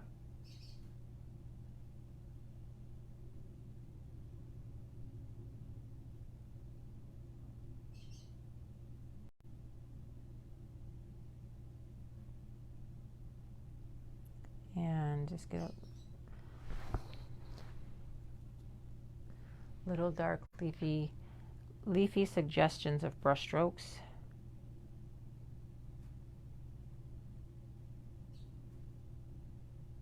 Or brush stroke suggestions of leaves, I guess, if it's a little backwards.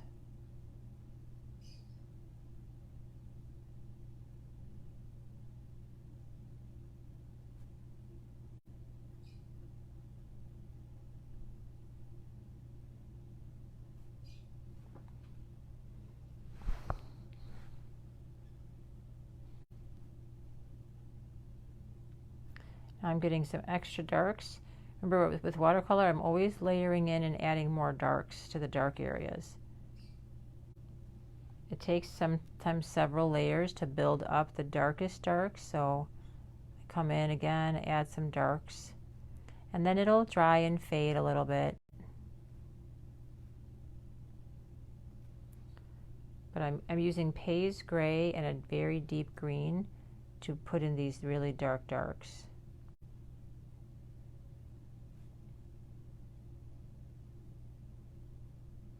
And above the rocks, I'm just defining the rocks a little bit with some dark green.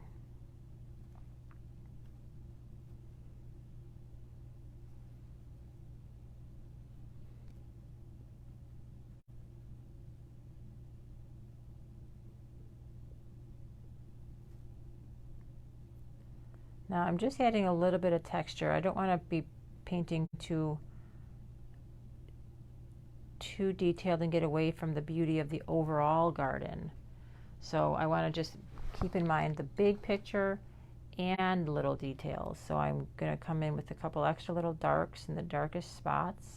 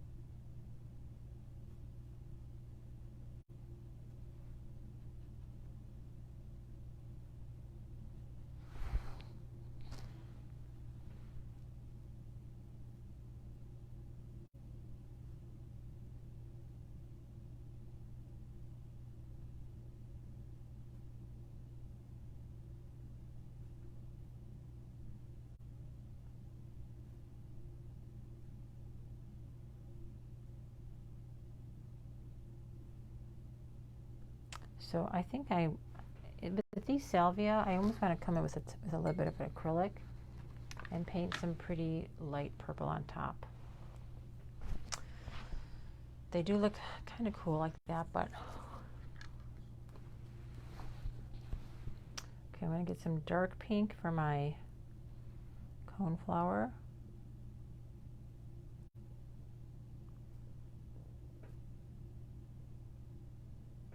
Just adding a couple of little suggestions of dark.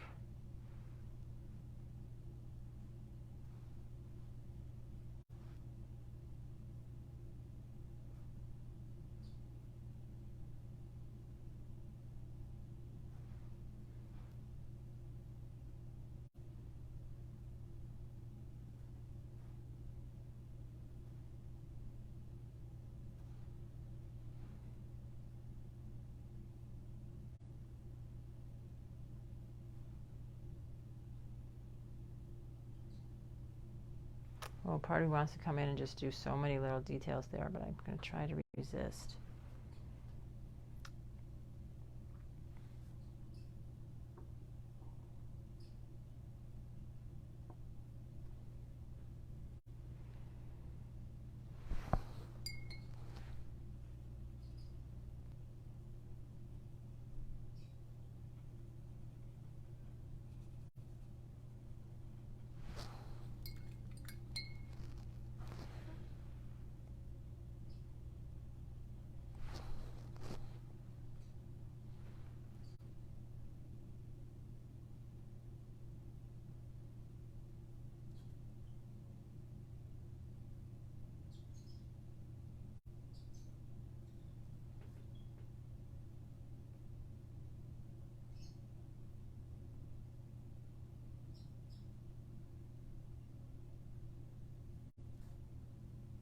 Okay, I'm just coming in between the Dahlia and filling in some of that white, so there's not so much white in here.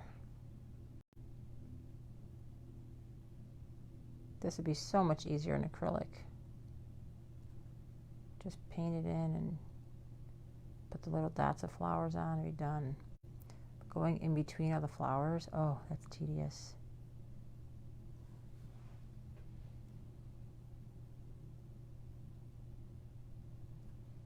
All right, that's good. Okay, so now I'm going to dry brush a little suggestion of grasses down here.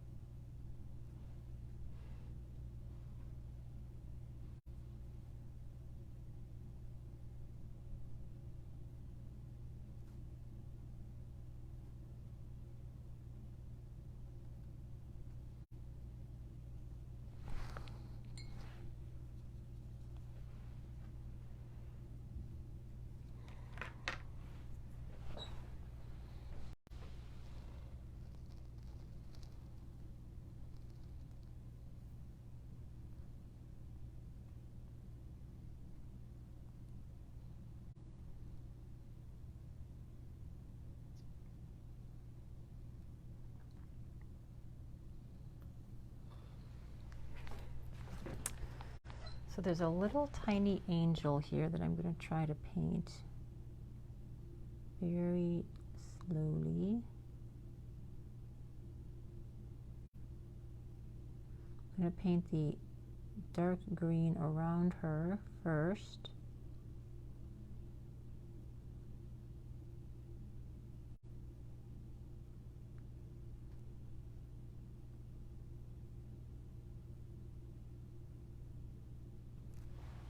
So she really stands out, and then she's going to be kind of a little bluish gray.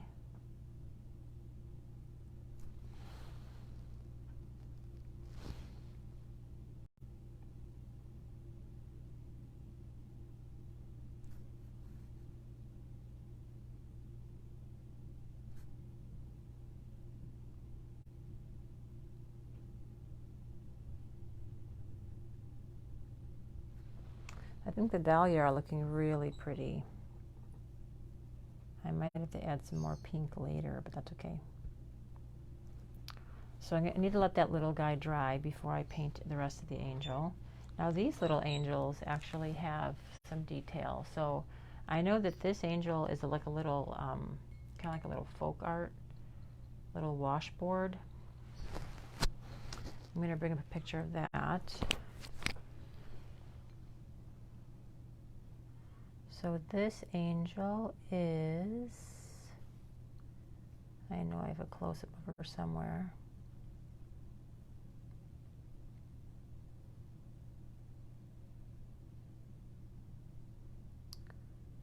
Where are you, little angel?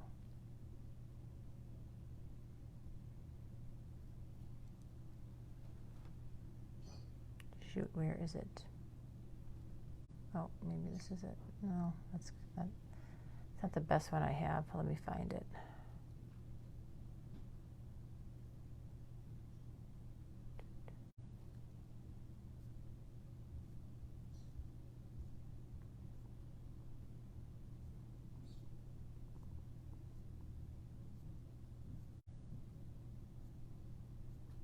Darn it.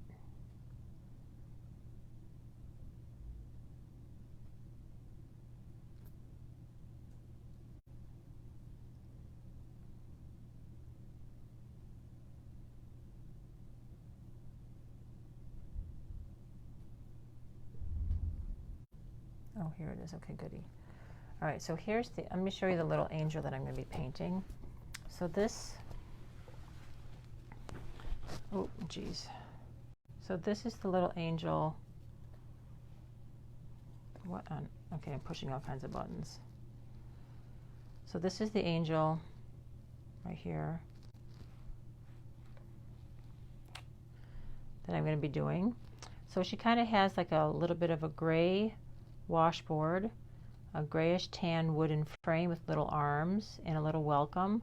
She's holding little flowers, and her wings are kind of like a little bit of an orangey rust. So I'm just going to do it as close to that as I can, since it is fairly large down here.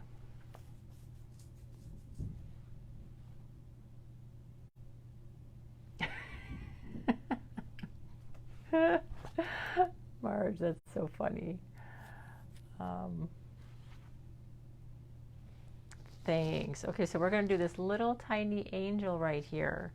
And with watercolor, we're going to go light to dark. It's the opposite of our usual acrylic process. So I'm going to first paint it in gray.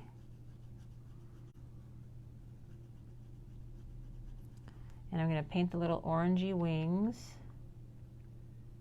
So it's kind of a brownish orange wing. So I'm going to mix orange with a little bit of blue so it gets a little more rustic looking.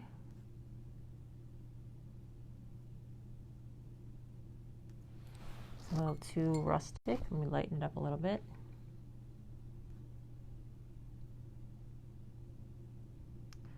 And watercolor dries a little bit lighter, so I know it's going to be a little lighter.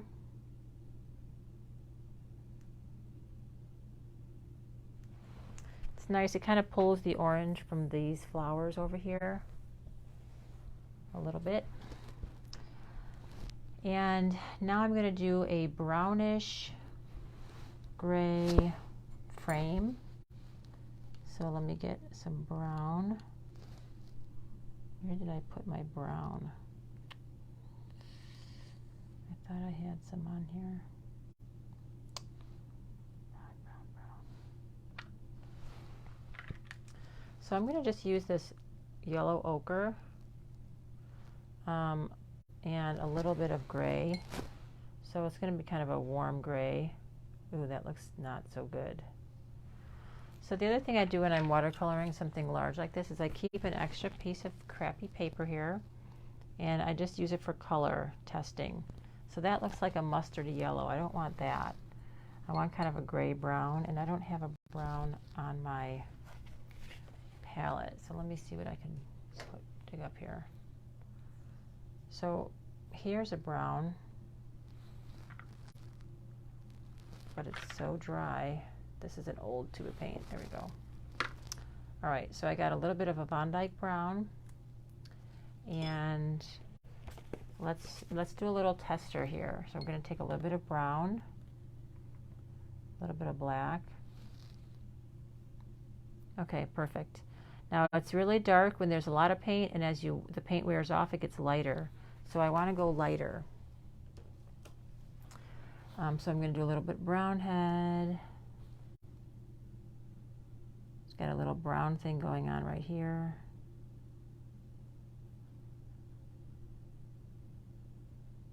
And I'm leaving a tiny little flecks of white on purpose. In this situation, since it's so close to the viewer, I want it to be a little bit more detailed. So I'm going to just kind of have fun with making it a little more detailed.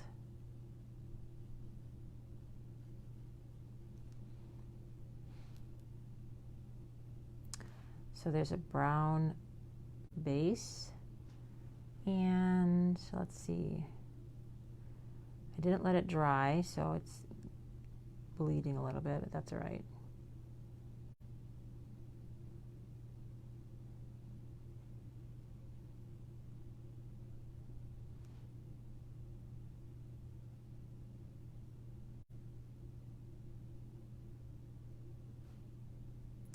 Okay, so I'm going to let her dry a little bit. Look at how cute it's starting to look. And then I might come in with some really tiny little details of shadows, and then that's it. I don't want to get any more detail than that. Just once I create the shadows, it'll give it a lot of 3-dimension. Okay, so I want to add a couple little white flowers. So I'm going to get a tiny, tiny brush. I'm going to add some acrylic white. So I'm going to get my golden white paint here. This is my professional acrylic paint. Not that I don't love using Blick all the time, but I want a really opaque white. So I'm going to use golden because it's a little bit more concentrated and it's a little more fluid. So I'm just going to take my tiny brush. I don't want to never use watercolor brush for acrylic paint. So I'm going to get out. This brush is super pointy, so even though it's a big one, it's just got a pointy little tip. So I'm going to get a little bit of white, and I'm going to embellish my white flowers back here. So I'm going to go a little bit on top. Oops. And I'm going to put little tiny white flowers back here.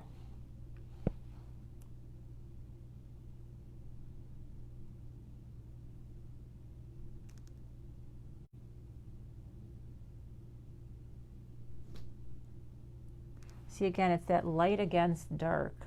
When I did that really dark background to that bush, I can add little tiny white flowers on front of it, and it gives it amazing contrast. So I can just add all these little white, tiny little dots.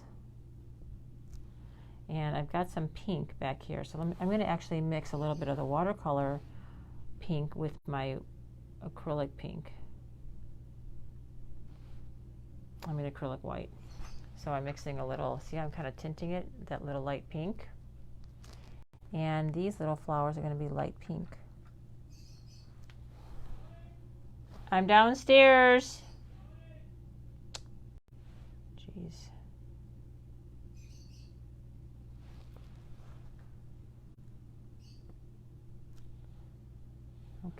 Sounds like the husband's home.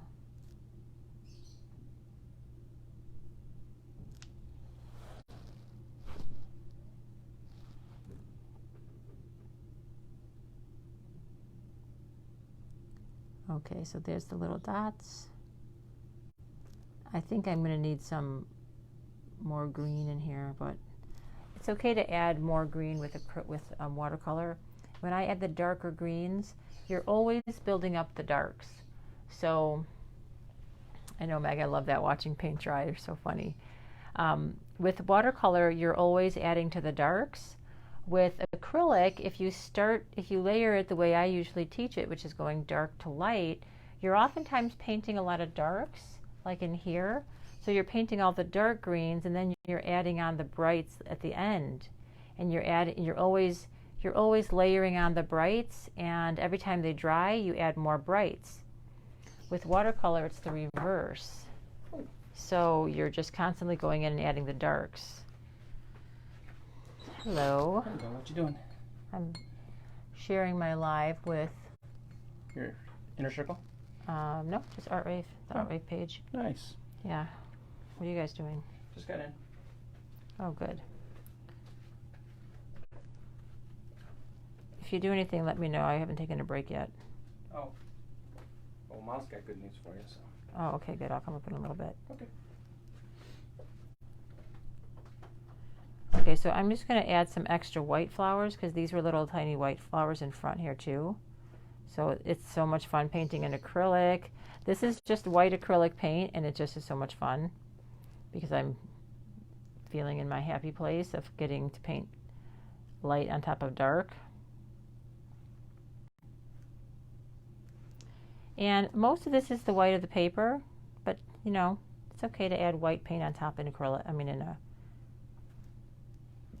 acrylic. Some artists that I've been watching who do watercolor, they'll use like a chalk pencil or a pastel pencil and add some color or highlights on top, because sometimes you just have to. Like, look at all those cute little flowers. It looks like it's so much more textured now. So I think I just want to add a little bit of purple to the highlights here. So I'm going to use the purple watercolor just to tint. This is going to mess up my palette a lot, but I'm just going to get some blue and red.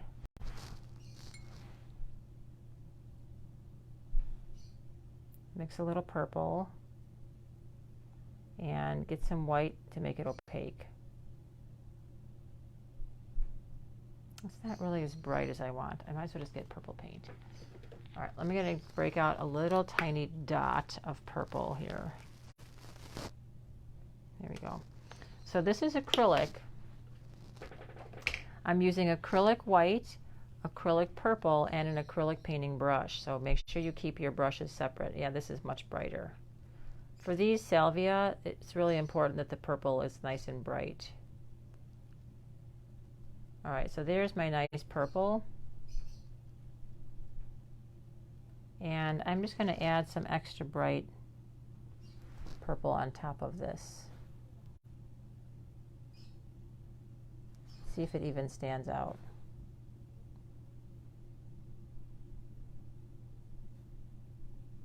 Oh yeah, I think I like this.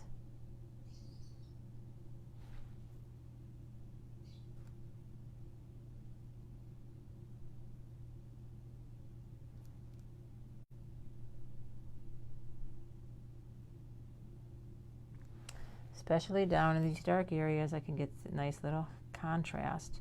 See, it's always a fight to get contrast.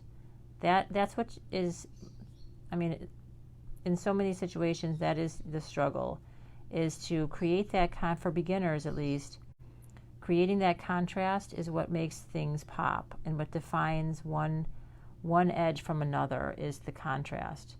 So there's my Spiky Salvia. They're quite dominant in that area. I'm going to put some little tiny bright salvia in here, see if this can brighten up these a little bit.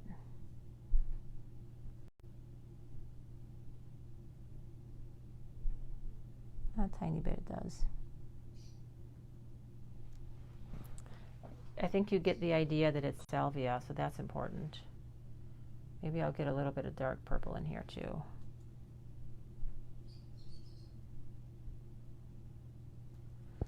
Again, it's not about painting every flower, it's about representing that color in a way that also communicates what kind of flower it is. So I'm going in spikes, trying to capture that overall shape and color.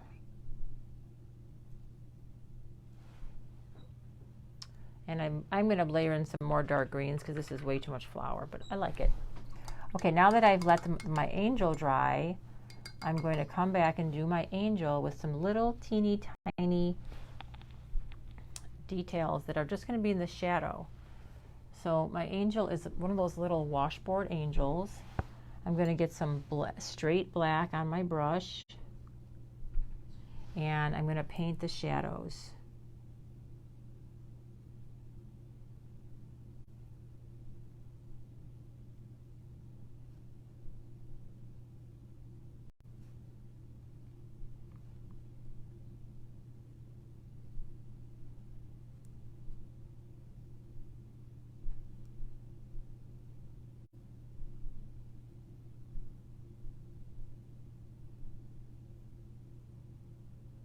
It's a little bit of an outlining, very, very light.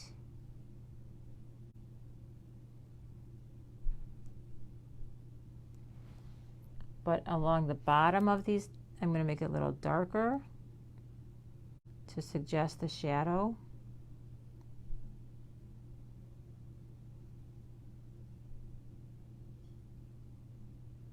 And on the left side, I'm going to make things all a little bit darker, just to kind of look like the light is coming, maybe the light is coming from above, but also a little bit from the right.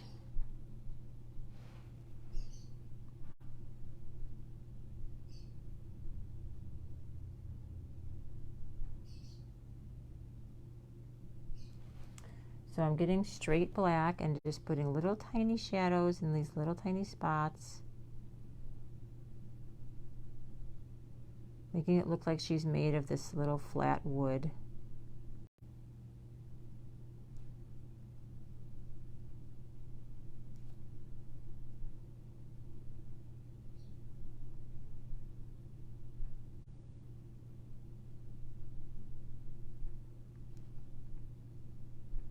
And then there's a little tiny, it says welcome here, so I'm going to put a little, very little tiny welcome.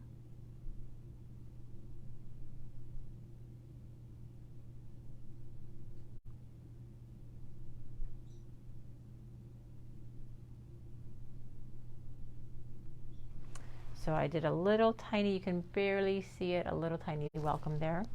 And then she's just got a couple little flowers, but before we paint her flowers, I want to do that little bit of washboard look. So I'm going to get a lighter gray and make sure my brush is nice and skinny, and I'm just going to do some little teeny tiny lines for the washboard.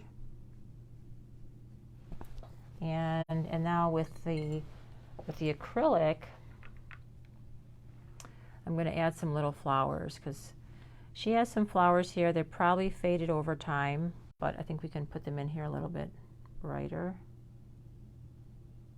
I'm going to put a little pink one, a little purple one.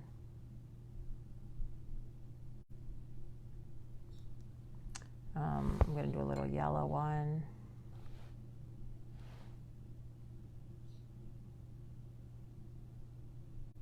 And I'm just using very, very light little bits of paint with the white acrylic.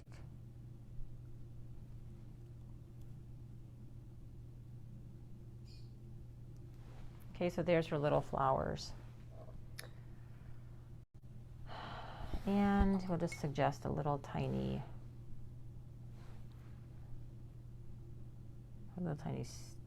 stem there. Now I still need to do so much work on the house, and I need to do all the little rocks. There's more little angels, like this angel. I'm going to finish her up. So this angel is flat, but I'm going to give it just a little tiny bit of a little tiny wash. just to kind of add a little interest to her. We don't want it to look like it wasn't painted at all.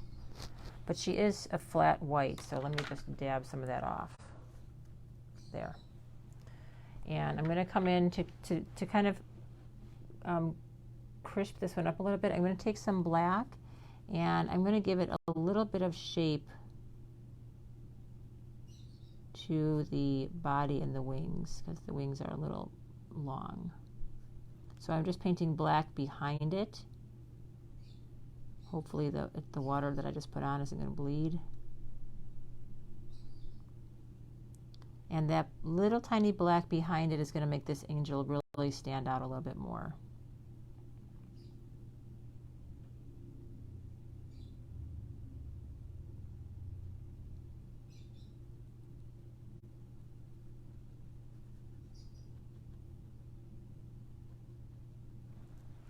So there's another angel, and then there's another angel in here, but I'm going to have to paint that with acrylic at the end because I didn't mask it out. But I love this one. This one looks so cute. I think the owners are going to love this guy. This little one.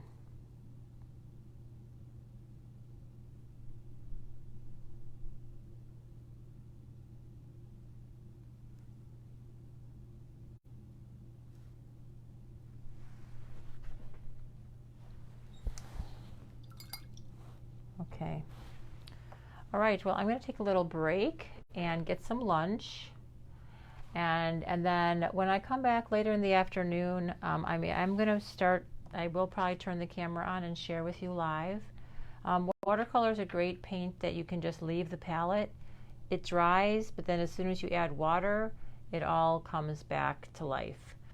And the brushes, all I need to do for the brushes is just rinse them really well in clean water. And before I leave the desk, this is the paint that I used for acrylic.